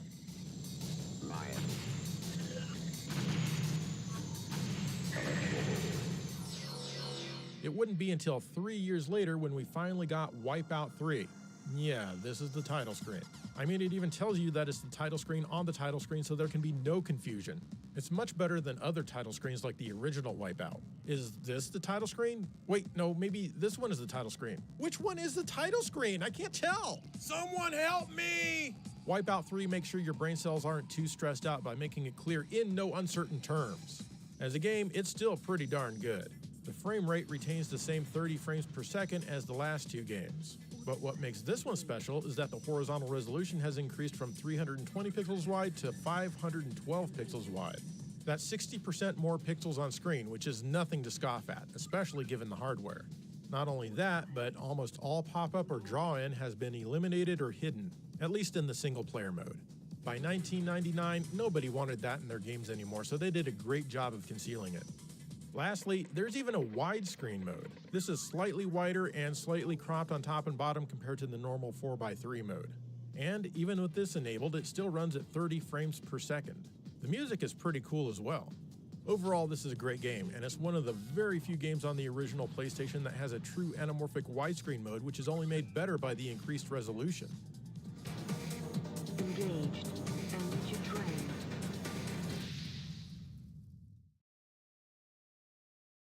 High-resolution games always impress me, so let's take a look at some games from the 16-bit era that ran in a high resolution. You know, for the Queen.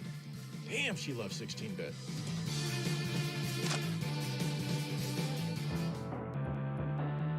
This is RPM Racing, or Radical Psycho Machine Racing from Interplay for the Super Nintendo.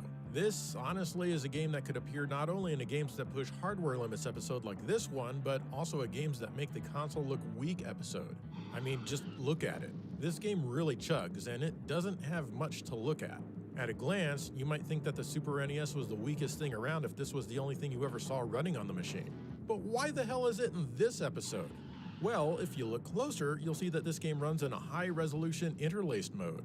This increases the vertical resolution from 224 lines to 448.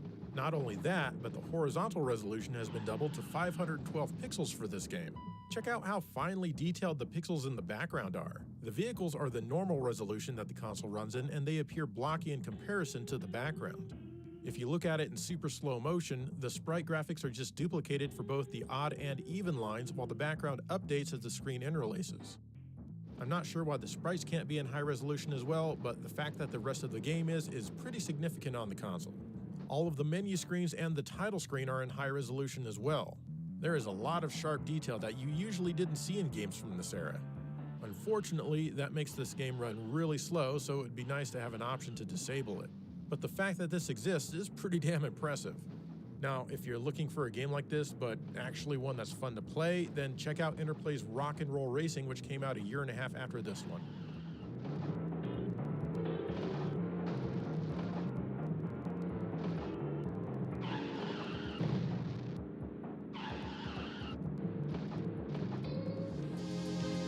Another game on the Super Nintendo that uses interlacing is Air Strike Patrol, though the cool kids call this one ASP. This game is basically a dollar store version of Desert Strike, but the menus use high resolution. The only thing that really benefits here is the text. Oh, and this guy who supports you on your mission gets the high-res treatment as well. It's in his contract. The main game is in normal resolution.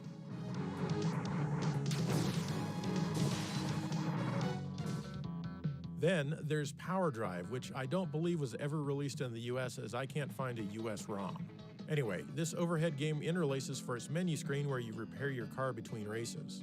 It looks extremely sharp, except for the spinning car in the corner. Once again, the main game is in normal resolution.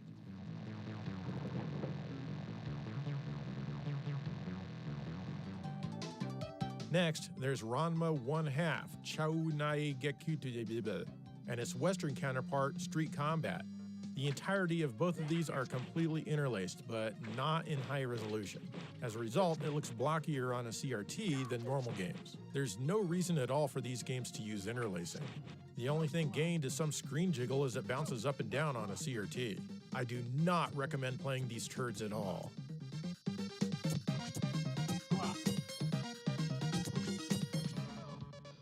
The Super NES test program, which wasn't available to consumers, also cycled through some interlaced screens as it ran through a gamut of tests.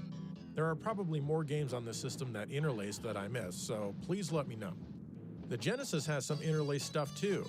Does anyone remember a game called Sonic the Hedgehog 2? If not, you should definitely check it out as a hidden gem. Anyway, the 2-player mode uses interlacing to fit 2 full-sized playfields on screen at once. As a result, the screens are squashed all to hell vertically, but the Genesis is still displaying 2 full and independent screens at once, mostly at full speed, which is damn impressive. Only the vertical dimension is doubled, unlike what the Super NES can do, but it's still quite nice. This was the very first time I ever saw a video game interlace. It was so different and odd that I immediately took notice of this effect. I was amazed at how much sharper the little details were. I remember after playing this and going back to the single-player mode how I felt that it looked soft and a touch dim in comparison. I wondered why they couldn't just make the entire game interlaced in the proper aspect ratio with twice the detail. In retrospect, I'm glad that they didn't, but those were my thoughts at the time.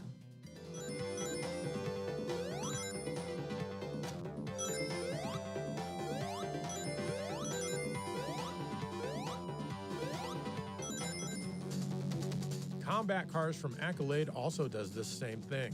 The normal single-player mode is the full screen. The 2-player mode is interlaced and squashed, just like Sonic 2. Ys 3 on the Genesis has an interlaced mode in its configuration menu that you can enable or disable at any time. This does absolutely nothing except making the screen jiggle since no extra resolution is added, just like Street Combat on the Super Nintendo. I think the programmers must have just put it in here because it amused them. If I missed any Genesis or Mega Drive games that have interlacing, please let me know.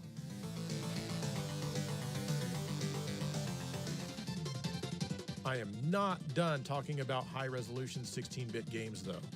Here's Kirby's Dream Land 3 for the Super Nintendo, for example. This game doesn't interlace like all of the ones I just mentioned do. In fact, at first glance, it doesn't look like there's anything special at all about the resolution. That's because the game runs at the console's normal 256 pixel wide resolution, or at least it appears that way. However, any and all foreground graphics that go on top of Kirby and the main playfield run at a resolution of 512 pixels wide. If you look closely, you can see that the foreground graphics are striped to create a pseudo-translucency effect. Back in the day, most people played on extremely crappy TVs with composite video or RF video connections. This would effectively blur it so that you wouldn't see the stripes, though it still wouldn't look quite as clean as a layer with true translucent effect like the system can do, mainly due to the moire, or moire, I don't know. I'm gonna go with moire. I'm not sure why they didn't just use a normal transparency layer, but hey, here you go. Still, it's a pretty cool way to do it.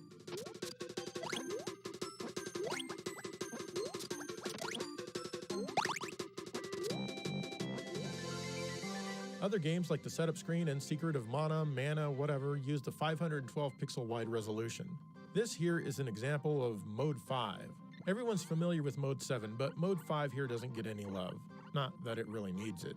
The scrolling background and the text have a higher horizontal resolution, but the other graphical assets on the screen are normal. Of course, it goes without saying that the main game is completely normal resolution all the way through. There are a few other examples on the console where the text is rendered in high resolution, but the main game is the normal resolution. That's pretty cool that the console can basically do two resolutions at once.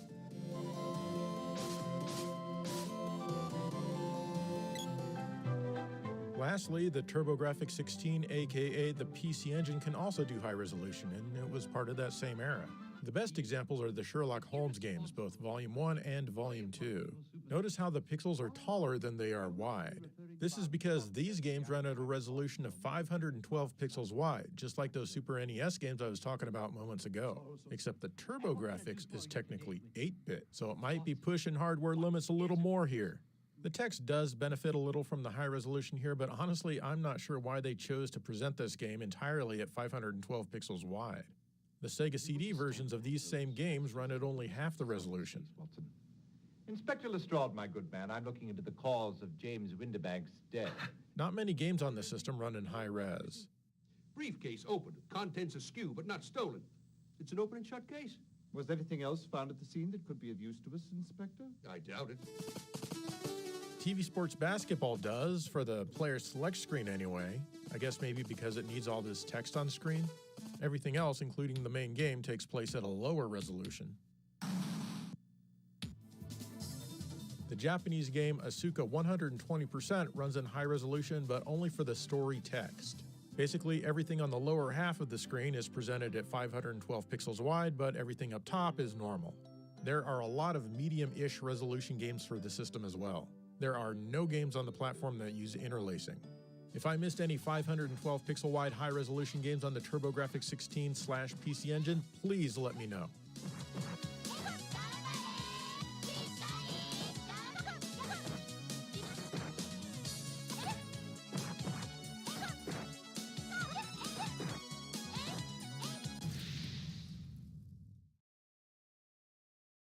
Alright, let's mix it up with some more modern stuff. Now, don't worry, it's still technically retro. I can see some of you starting to get worried because it's too new, but I'll even sprinkle some 8-bit stuff in there.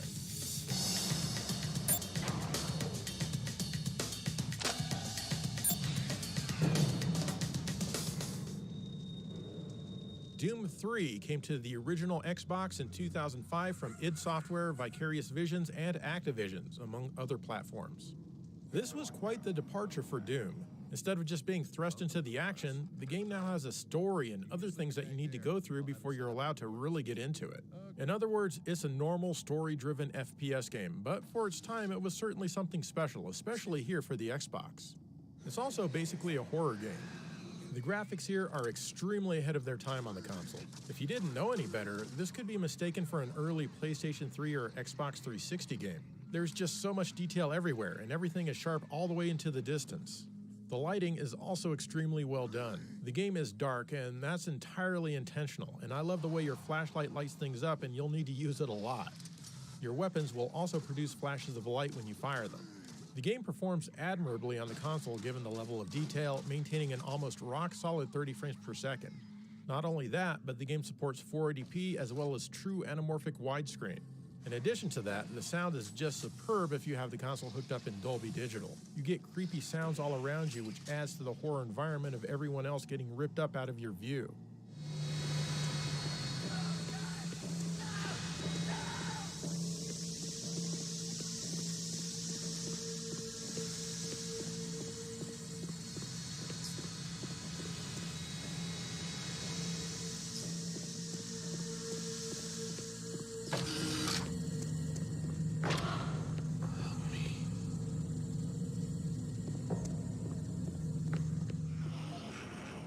Doom 3 Resurrection of Evil came to the Xbox later that same year.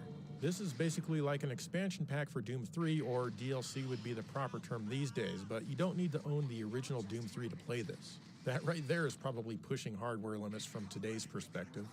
This one has the same great graphics, lighting, widescreen, and sound as Doom 3. It also features this grabber gun which can send enemy projectiles right back at them. It's pretty damn fun to use.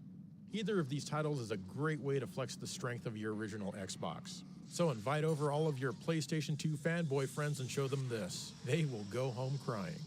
Well, probably not, since the PS2 has an immensely better library, but you get my drift.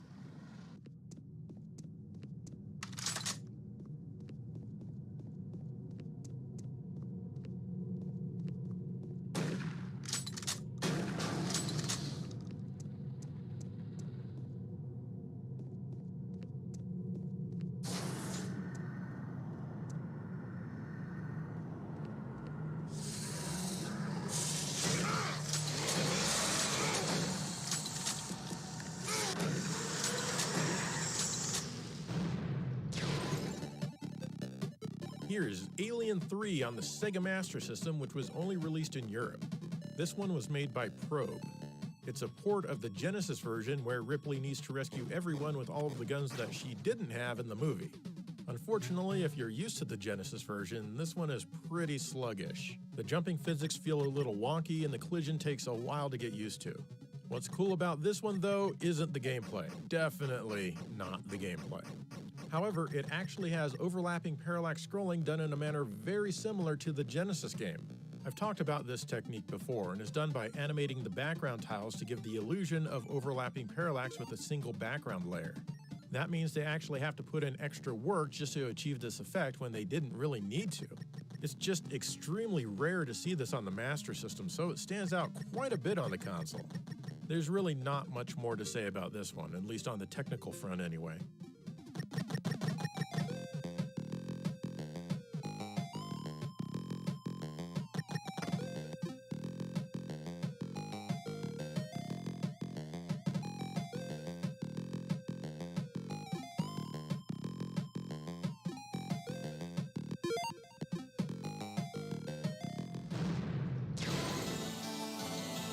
This is Asterix and Obelix XXL on the Game Boy Advance. This 2004 game was only released in Europe. You can get it on other consoles like the PlayStation 2 and even remakes for modern consoles, but let me remind you that this is the Game Boy Advance. This is a 3D platform game running on hardware that is decidedly not 3D. And you know what? It kind of works okay. The gist of the game is to make it to the end of the stage, and to do that you need to kill a certain number of bad guys to be able to activate certain things in a given area. Then you move on. You collect helmets for currency. You can run around anywhere, and you're not simply limited to back and forth like Crash Bandicoot, for example. That's right, Crash Bandicoot can go straight to hell because this is Asterix and Obelix XXL for the Game Boy Advance. You can turn the camera at will with the L and the R buttons.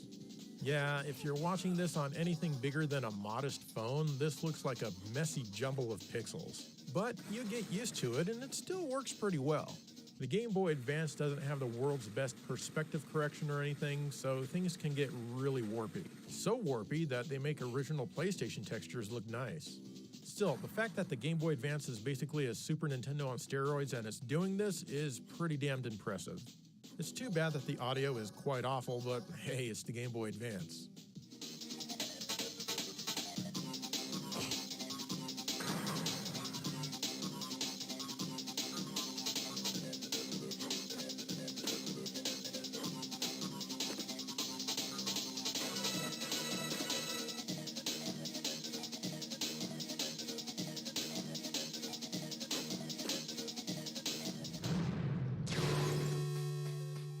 And here's another jumbled mess of pixels if you're watching on a decent-sized display. That's right, it's Gunstar Heroes for the Sega Game Gear. This was only released in Japan and is a port of the Genesis game originally made by Treasure. M2 handled this port and they did quite an admirable job. Well, graphically anyway. Keep in mind that the Game Gear is basically a portable Master System with some extra colors and fewer pixels. M2 did their damnedest to keep everything that they could. There's even some multi-segmented bosses, and I don't think I've ever seen anything like that on this hardware before. Some things have been compromised, like Stage 2, where you're now floating on a personal helicopter thing and you make it to the boss rather quickly. Stage 4 is completely gone, but no one is going to miss the dice maze. Good call, M2. Unfortunately, these sparkly guys take forever and a day to kill, and they grow tiresome instead of fun. Bad call, M2. There's even some parallax, which is pretty crazy for this hardware. This makes me wonder why they didn't try these things when the hardware was younger, especially back in the Master System days. They even made a valiant effort with the music and added stereo, which is something that a lot of Game Gear games don't bother with. This game makes me feel like M2 felt that they had something to prove, and I think they proved it, whatever it was. Unfortunately, the game has significant control lag, and there is so much flicker that it's nearly unplayable in my opinion. Seriously, it's really easy to lose yourself in the flicker. Still, I don't think I've seen any game push the Game Gear this hard. Have you?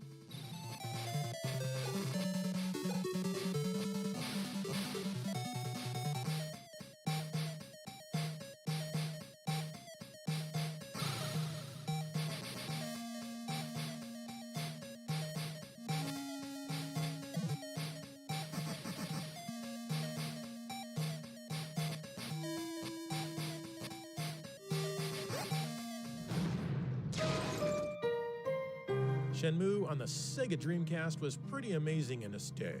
The game was way ahead of its time, perhaps too much.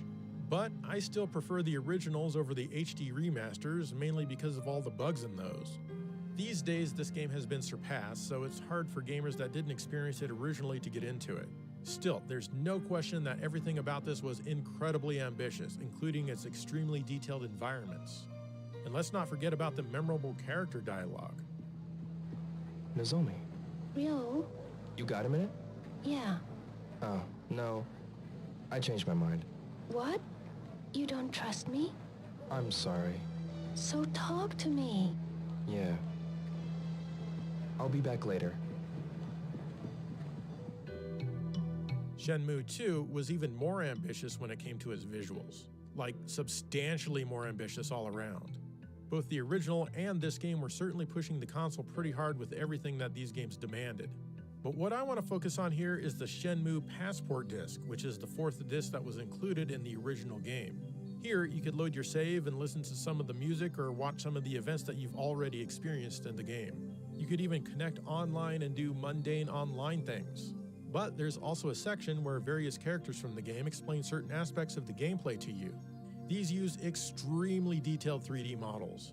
Yeah, they kind of look silly today, but back then we had never seen any 3D human this detailed and smooth in any game ever. It's almost like Toy Story quality graphics. Basically, it's using all of the Dreamcast power just on these faces, as the characters don't really move around much, if at all. However, you can control the camera to an extent, zoom in and out, and even adjust the lighting on the fly in real time. It's almost as fun as playing with Mario's face on Super Mario 64, but not quite. I wish the faces in the game proper could be this detailed, but sadly that's just not possible. This was a fun little glimpse into the kind of graphics that we'd be seeing on the Xbox 360 and PlayStation 3. This fusion of simplicity and agility makes Shenmue a thrilling experience for all. Oh yes, I nearly forgot. There's no need to worry even if you fail. Even if you make mistake upon mistake, there's still a story for your progression. Do you know about QTE battles? Chai shall explain it for you. Yes, he will. And there you go, more games that impressed technically in one way or another, or at least they impressed me. I'd like to make a part 10 in the Pushing Hardware Limits series, and I figured there are probably enough games out there for one more. But what do you recommend? What should I put in that episode, and why do you think they push the hardware? Let me know. In the meantime, thank you for watching GameSack.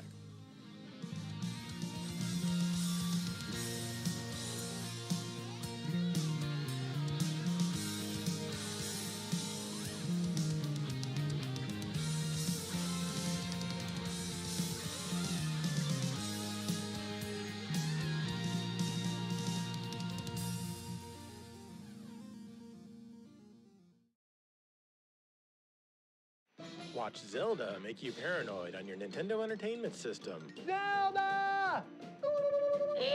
On the rocks! Which way to go? Here, click. Green dog. Trash can food.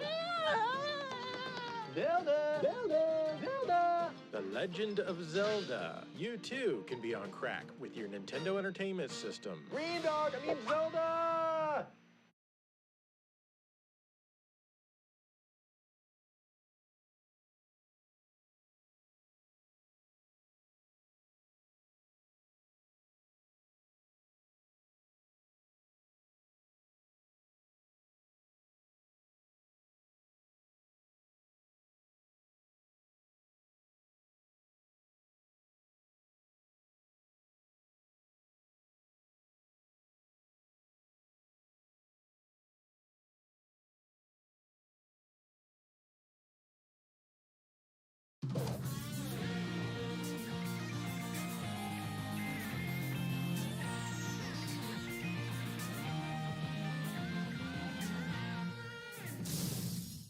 Hello and welcome to GameSack. Hacks and homebrews have been part of the gaming scene since pretty much almost forever.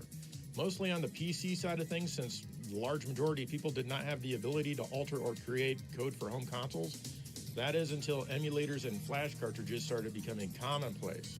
Hacks are always fun because people will often take an existing game and improve it, sometimes greatly, or even take a game and modify it so much that it seems like it's a brand new game. This first hack is called Star Fox 64 Survival, and it's from Casper, Zell, and Kaze, or maybe Kaze. It's on the Nintendo 64, naturally. Now, you might think this is a hack for Star Fox 64, but you'd be so incredibly wrong that it would be sad to even associate with you. It's actually a hack for The Legend of Zelda Ocarina of Time. You play as Star Fox, but of course you have Link's N64 moveset. Basically, you're in a small-ish area with a bunch of enemies. The enemies are all located on your map in the lower right corner. And guess what? You need to defeat all of the enemies using every power available to you. Once you do this, a door will open and a treasure chest will appear with an item. Once you get the item, you can then go into another room. In here, there are creatures whom you can talk to and buy things from. When you're ready, sleep by the fire and suddenly it's the next day. Each day, you do the same thing, but the enemies you fight are randomized. Can you survive until the 31st day when this boulder moves out of the way? Fortunately, you can save your progress so you don't have to do all 31 days in one sitting. The biggest issue for me is that the action doesn't control as well as I'd like, mainly because it's unchanged from the original game. I mean, I want a jump button, damn it! I don't feel like I'm truly in control of the character. Also, when your hearts are low, you get that obnoxious audible warning that will not stop until you raise them again. When this happens, I usually just commit suicide and restart. It is seriously worth it for me. I wish they could have just hacked that nonsense out. Otherwise, the visuals are pretty good for the console, though after a short time, there's really not much else to see. The new music, though, is very high quality, and it sounds great.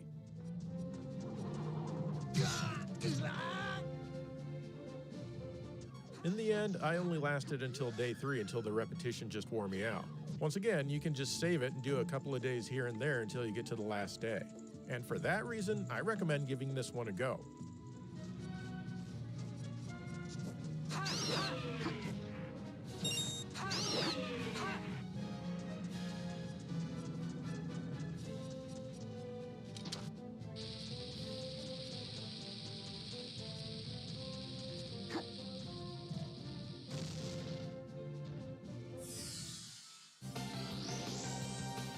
Here's Street Fighter Special Champion Edition on the Genesis. This has a number of hacks applied, a couple of which I've talked about before. First, the colors have been enhanced by Pyron. Next, the voice samples have been improved by Steph. But this hack also adds CD quality music from the 3DO Super Street Fighter 2 Turbo game.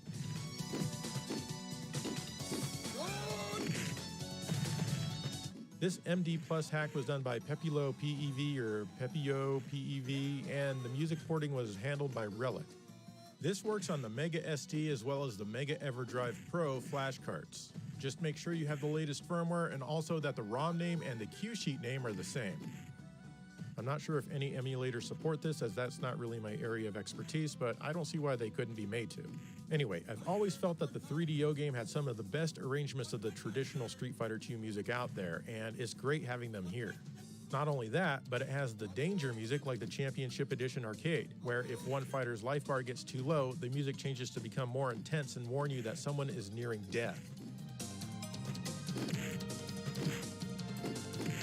Wait a minute, people don't die in Street Fighter games. The colors, of course, bring the game closer to the arcade, and the voices and other sounds won't make your ears want to kill themselves. This is a great way to play the game.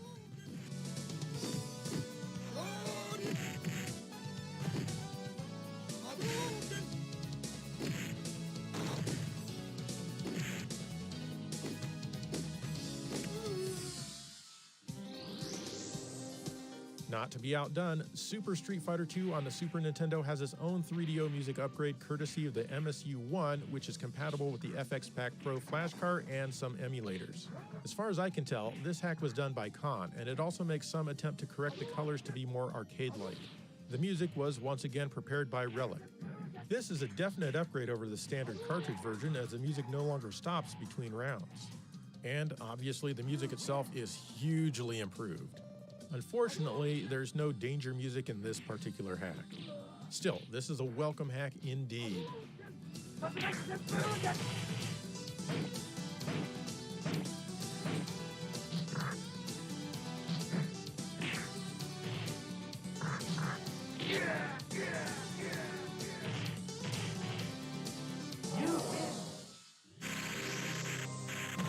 Back on the Genesis, we have a patch from Infinest for Super Street Fighter II. This, once again, also adds the 3DO music. Actually, you can use the arcade music or whatever instead. There are a few different packs you can download. This one also has improved voices by Steph and background updates by Max Ferris. This game has always been extremely quiet for some reason, so the music here had to have its volume lowered as well. You'll really need to turn up your volume dial to enjoy this one, but hey, at least the danger music is here. Fixing the music and voices upgrade the very worst aspects of this port, and now this might just be the best way to play Street Fighter II on a 16-bit console. What do you think?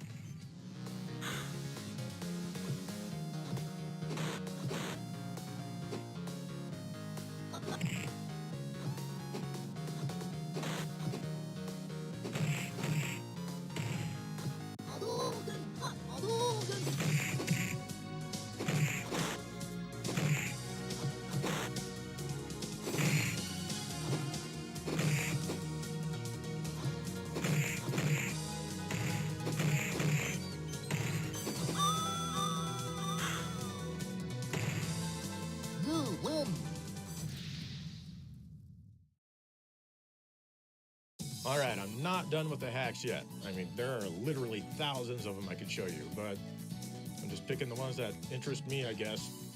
Anyway, let's get back to the hacks.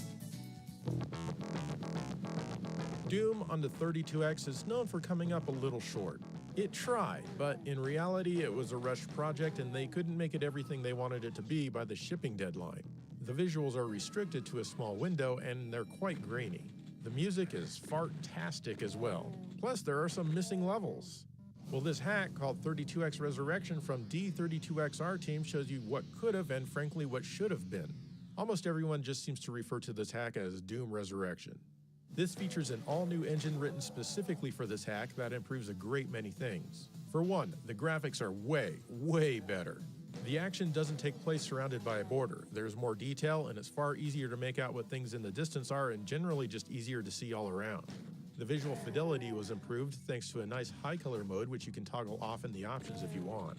There's even an anamorphic widescreen mode, though it achieves this by stretching the playfield vertically. You don't actually get a wider view. Still, it's pretty cool to be playing another anamorphic widescreen game on the 32X other than Virtua Fighter. The sounds have been improved as well. Not only do the sounds, well, sound better, but there's also stereo panning so you can hear the direction a monster is relative to your out for blood self.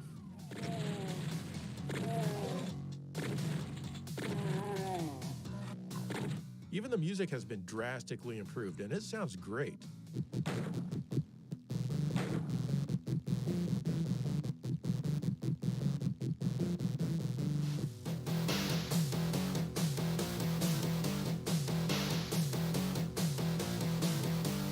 You can even select CD mode if you have a special CD that you burned in your Sega CD to listen to the music that way.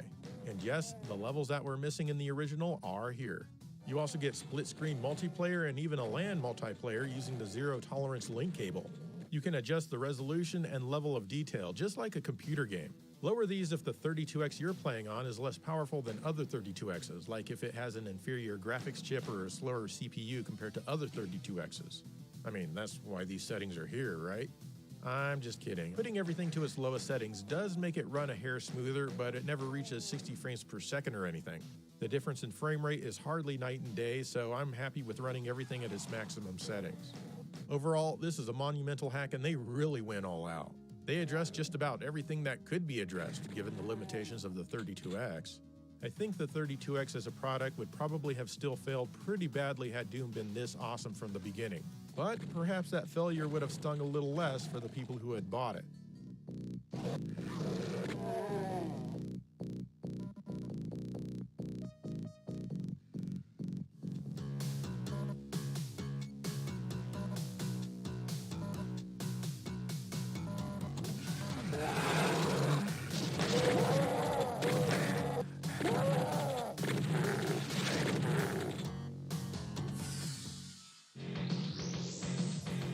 Race Driving on the Super NES from THQ is a curious release. I mean, look at this. The Super NES isn't known for its 3D polygon pushing abilities, as its CPU maxes out at 3.58 MHz and it often runs slower than that. This game runs at an average of about 4 or 5 frames per second. That's right, you can count the frames on one hand, assuming your hand is fairly normal. And yeah, this was an actual retail release that people paid money for. But we were stupid in the 90s, not smart like everyone here watching GameSack, so we loved it. Actually, we didn't, but I had an odd appreciation for games like this back then. A year or so ago, Vitor Villela decided to give this game the SA1 treatment. By the way, apologies if I mispronounced that name, but hey, I'm American. It's practically my duty to mispronounce things. The SA1 is an add-on chip that helped with games like Super Mario RPG. This chip runs at over 10 MHz, and the hack for race driving shifts much of the processing over to the SA1. You can play this on real hardware using the FX Pack Pro or on a few different emulators. Anyway, this results in almost a 1,000% increase in the game's frame rate. That means it's 10 times better for you non-mathematicians out there, not 1,000 times better. Anyway, it's actually playable now. It runs at an average of 30 frames per second most of the time. Actually, that's not 10 times or 1,000% faster. My math sucks. But it feels like 10 times or 1,000% better. It makes the game easier since you can get a feel of the momentum and the controls respond more quickly. Of course, the game logic wasn't originally programmed to process things at this frame rate, so he had to make a lot of changes to the game logic as well. Sometimes the graphics will break up here and there, but again, it wasn't originally made to do this. I feel maybe the countdown clock could be made a little faster to increase the challenge, as now it might be a bit too easy. This is still really fun, and I love projects like this. Incredible.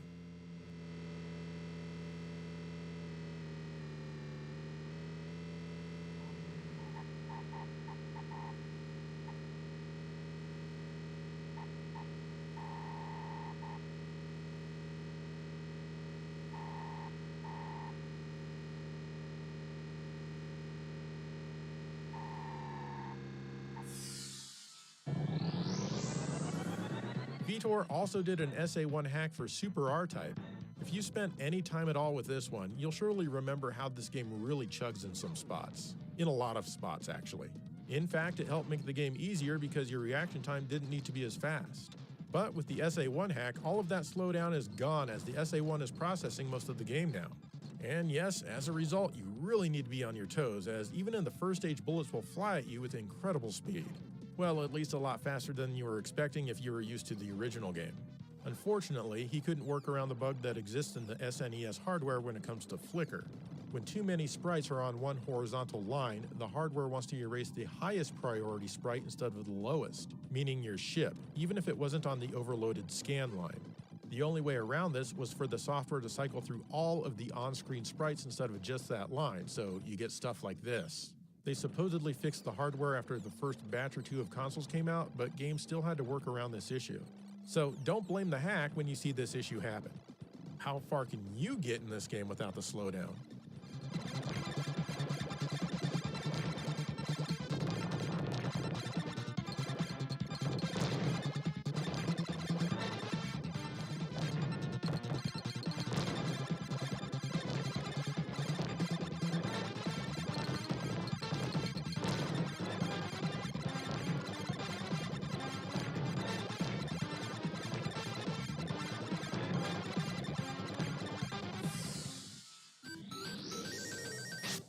If you've been watching GameSack for a while, you know I love quality digitized voices in old games. Well, Maxim has added arcade voices into a few Sega Master System games like Alex Kidd: The Lost Stars here. The original 2 voices in this game sound like this. Find the miracle ball. But the arcade voices added into the game sound like this. Find the miracle ball. That's definitely better, but how about Space Harrier? The game originally only had the scream and the get ready after he gets back up from falling. Maxim added the arcade versions of those 2 voices and also the one at the beginning of the game when it starts. Welcome to the fantasy zone. Get ready. Wow, I swear that has got to be the most realistic sounding voice ever played back on a Master System console. Welcome to the fantasy zone. Get ready. Seriously, I would have crapped my pants back in '87 if I knew the console could sound this good. There's no voice telling you that you're doing great between stages, sadly. Here's what all of the original voices sound like. And here's what the hack sounds like. Get ready. Welcome to the fantasy zone. Get ready. Lastly, he put all of the arcade voices into the version of Altered Beast that's on the console. Power up. I never would have thought that this game could potentially have better voices than the Genesis version, but hey, here it is. Here are all of the original voices from the retail release of the game.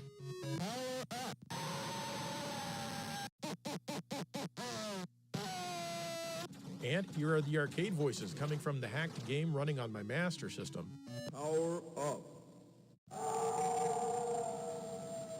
Welcome to your doom.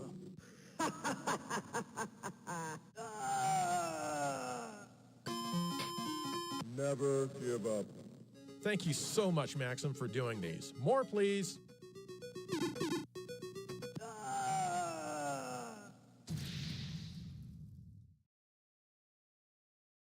All right, let's move on to homebrews. And the definition of a homebrew that I'm using for this episode is basically software that's created from the ground up for a console that's being given away for free. Yes, technically games like Paprium or Xenocrisis are homebrews, but those are being sold. So I'd rather put stuff like that in a new games for old consoles episode. Anyway, homebrew can be something completely original. It could be a port of a game from one console to another console. Hell, honestly, it doesn't even have to be a game. This first homebrew is something that's not a game, but really deserves to be covered anyway. This is called the 240p Test Suite, and this version is for the 32X. It's originally from Artemio, but he had help from these fine folks for this port. There are versions available for the Genesis, Super NES, GameCube, PC Engine, and quite a few other platforms. This little tool has lots and lots of test screens to make sure your displays or upscalers are set up the best way they can be for that particular game console. That's why there are so many versions of this homebrew. You can check to see if the entire image fits on your screen, check for color bleed from your monitor, look for sharpening halos, and lots of other stuff. You can even see how much your modern display blurs the scrolling as compared to a CRT.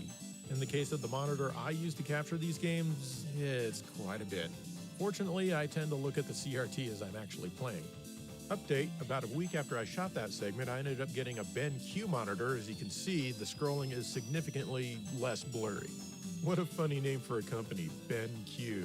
Hey guys, what should we name our company? I know, let's call it BenQ. Yeah, we can say it stands for Bringing Enjoyment and Quality. BenQ, yeah, that sounds awesome. Everyone will want to buy our stuff with a name like BenQ. BenQ! Yay! Here, I'm dialing in the H sampling on the RetroTink 5X upscaler so I can get the best possible image from the 32X. Unfortunately, the 32X and the Genesis are slightly off from each other when it comes to H sampling, so you can see a discrepancy in games that have both a 32X layer and a Genesis layer. So if you're using a RetroTink, I recommend just using the generic 4x3 mode. There are also lag tests to perform, audio sync tests to see if your equipment is delaying the audio or video, and things like that. So this isn't a piece of software that you're going to be able to speedrun, get a high score on, or hell, you can't even 1cc it. But it certainly can help you get the most from the equipment that your consoles are hooked up to.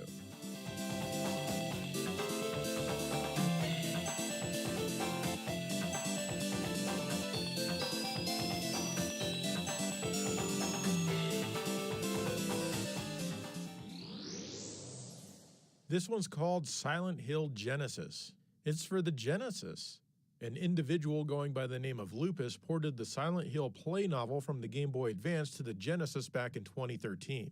That's right, this is a visual novel, or text adventure if you're not familiar with the term visual novel, except that there's not much adventure here.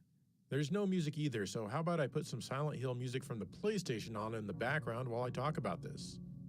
Ah, much better. I do greatly enjoy the horribly written narrative text provided. Her eyes closed. Cheryl sleeps peacefully in the passenger seat. Cheryl is my daughter. Cheryl is sleeping. A child should not be awake at this hour. I wonder if she is dreaming about something. Although paved, this is still very much a mountain road. At this hour, there is little reason for any other drivers to be about.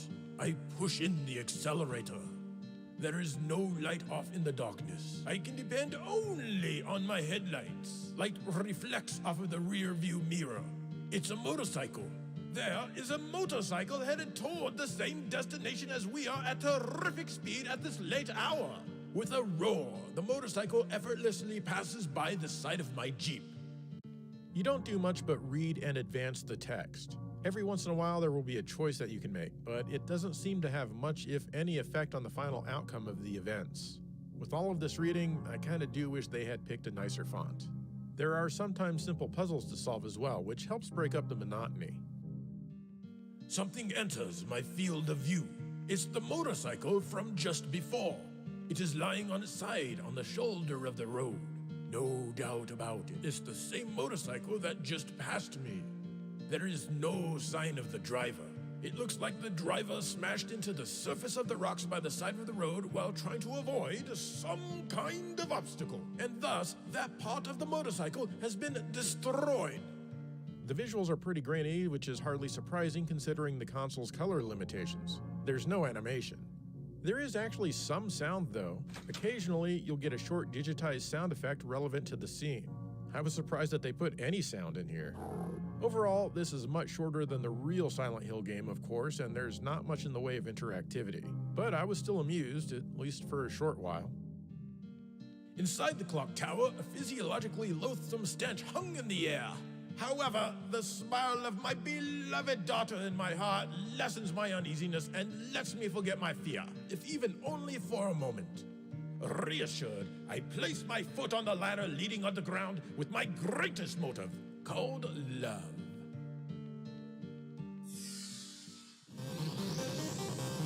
This one is called Dangan GB from Snorpung and Nordluf, and it's for the Game Boy. This is a simple shooter where you fight bosses, and well, that's basically it. Nothing complex going on here. However, it's a bullet hell style shooter. You don't see a lot of those on the Game Boy. You need to avoid all of the shots represented by the dots moving on screen. Your hitbox is only a single pixel big. If you're playing on normal or easy, you have a limited number of bombs that will immediately clear the screen of all shots. There's no way to earn more bombs, so use them wisely. The bosses take about 1 billion shots to die. Eventually they will go down though. Once they do, you'll get some bonus points and maybe an extra life, and then it's on to the next boss. To get an extra life, you need to have decent shot accuracy and get a good score. Good luck on the accuracy part. The game is mostly about focusing on your ship, making sure it doesn't touch any of the moving pixels while you fire away, hoping some of your shots hit the boss. That doesn't do good things for your accuracy. The closer you are to the enemy as you hit them, the more score you'll get, but that doesn't seem to deal any more damage. And of course, there are no life bars in sight. This game is good for bullet hell fans, I guess. For me, it was fun for about 10 minutes. I really like the music, but I just need more in my shooter.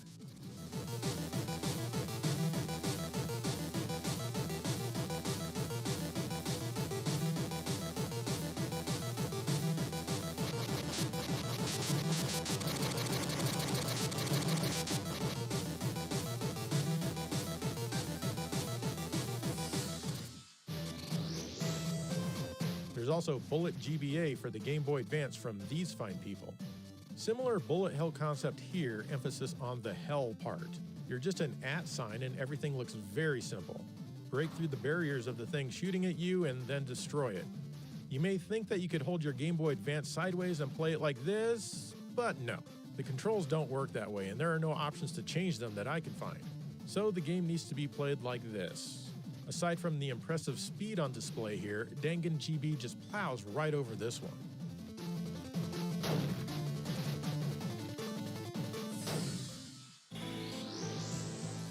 Last up is a sneak peek at Mega Final Fight on the Mega Drive/Genesis. This is a new port of the arcade game from CFX, which consists of Edmo Caldas, Master Linkui, and Mauro Xavier.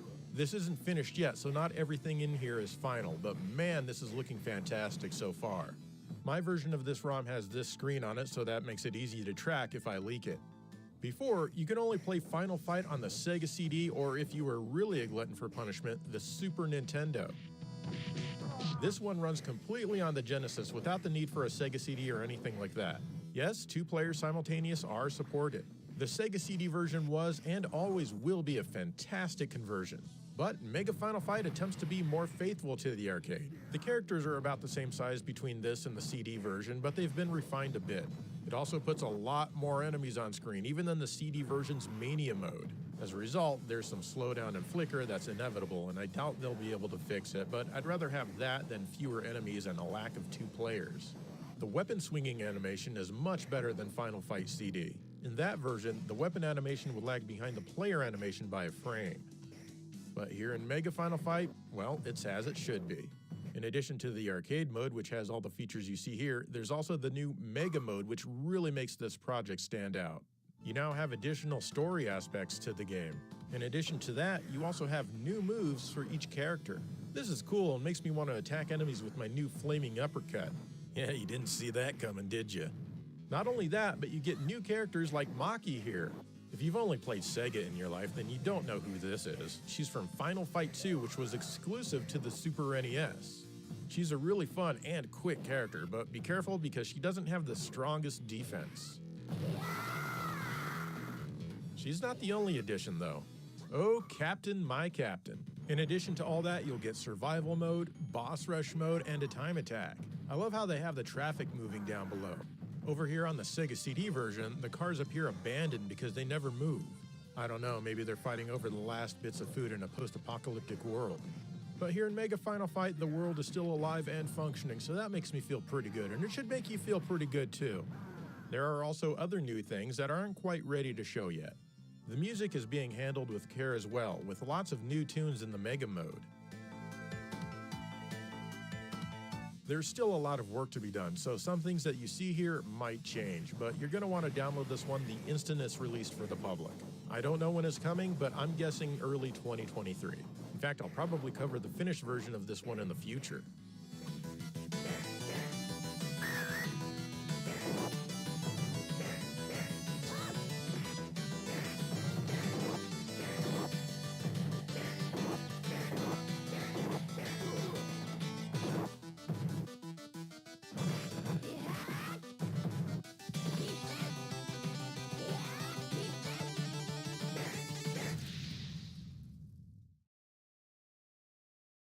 And there you go, a bunch of different hacks and homebrews. It's always interesting to see what the community comes up with. And if I didn't cover your particular hack or homebrew, I am so sorry, but it's easy to get overwhelmed with everything that's out there. So let me and everyone else know down in the comments the hacks and homebrews that people should try out. I'd be interested to hear it. And don't forget to subscribe. Wait, why did I say that? Oh well, keep watching after the credits. Anyway, thank you for watching GameSag.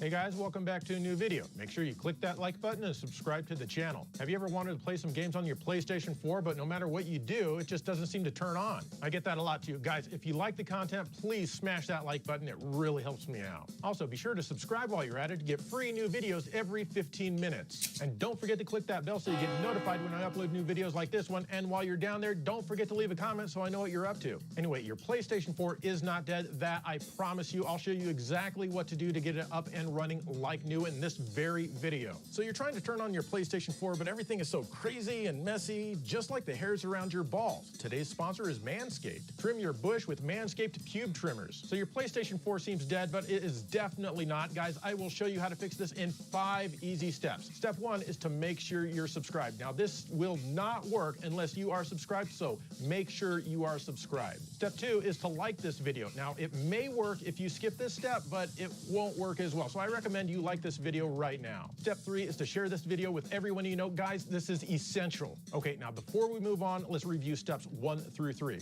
Step 1, subscribe. Step 2, like this video. Step 3, share this video with everyone you've ever had an interaction with during your time on God's green earth. Okay, guys, now we're really gonna get into it. This is step 4. You may have noticed the strange wire sticking out of the back of your PlayStation 4, and this is the key to get your PS4 working like new again. So go ahead and grab this wire. Don't worry, it's safe. Okay, I just want to pause right here for a sec to remind everyone to like this video and please subscribe to the channel. Guys, I work so hard making these videos for you, and it's not very hard to like this video and subscribe. It really helps out a ton. Oh, and if you guys could please go back to yesterday's video and give that one a like too, oh, that would be so fantastic. Also, leave a comment and let me know what you thought of that video. I love you guys. You're the best. Now for step 5, you want to take this power cord and insert it to what's called a power receptacle. Just plug it right on in there. Now, these can be anywhere in your house, but you want to plug it into one that's close to your PlayStation 4. And there you go. Now your PlayStation 4 turns on. All right, guys, we did it. So let's review again. Step 1, subscribe to this channel. Guys, if I can get to 600,000 subscribers, I will make a video of me dancing in public, which I do not want to do. I do not want to do it, but a promise is a promise. I don't want to do it. Please, please, please subscribe. Step 2, like this video. Guys, if I can get 15,000 likes, I'll make a video just like this one, but for the Nintendo Switch. Wow. Step 3, share this video everywhere. Step 4, grab the wire. Step 5, plug in the wire. And now, because you guys are the best and I love you, I'm going to cover another issue that a lot of people run into for free. But you're certainly not going to run into any issues with today's sponsor, NordVPN. It works great when you play League of Legends. So, okay, you've got your PlayStation 4 turned on, yet still nothing is on screen. What's going on with that? Well, I'm going to tell you guys right here in this very video. Here's how to fix it. Step 1, subscribe to this channel. Guys, I cannot stress this enough. You really do need to be subscribed. Step 2, like this video and also go back to episode 277 and give that one a like. It really helps out. I mean, it really helps out a lot. It helps out a ton. It so much helps out. Step 3, leave a comment on episode 277 and let me know what you thought of that video. Oh man, I cannot wait to read your guys' comments, and I read every single one of them. Step 4, share this video with your family and friends. Step 5, share episode 277 with your family, friends, and coworkers. Step 6, make sure your family, friends, coworkers, and enemies all subscribe to my channel. Step 7, make sure your family, friends, coworkers, and enemies all like episode 277 as well as this video. Step 8, get your family, friends, coworkers, and enemies to drop a comment in the comment section below. Guys, I love hearing from you. Oh man, it's awesome. Step 8.5, shave your balls with Manscaped cube trimmers while playing League of Legends as you're being protected by NordVPN. Step 9, your TV may have come with a weird wand like this, and it usually has a little red button that will turn it on.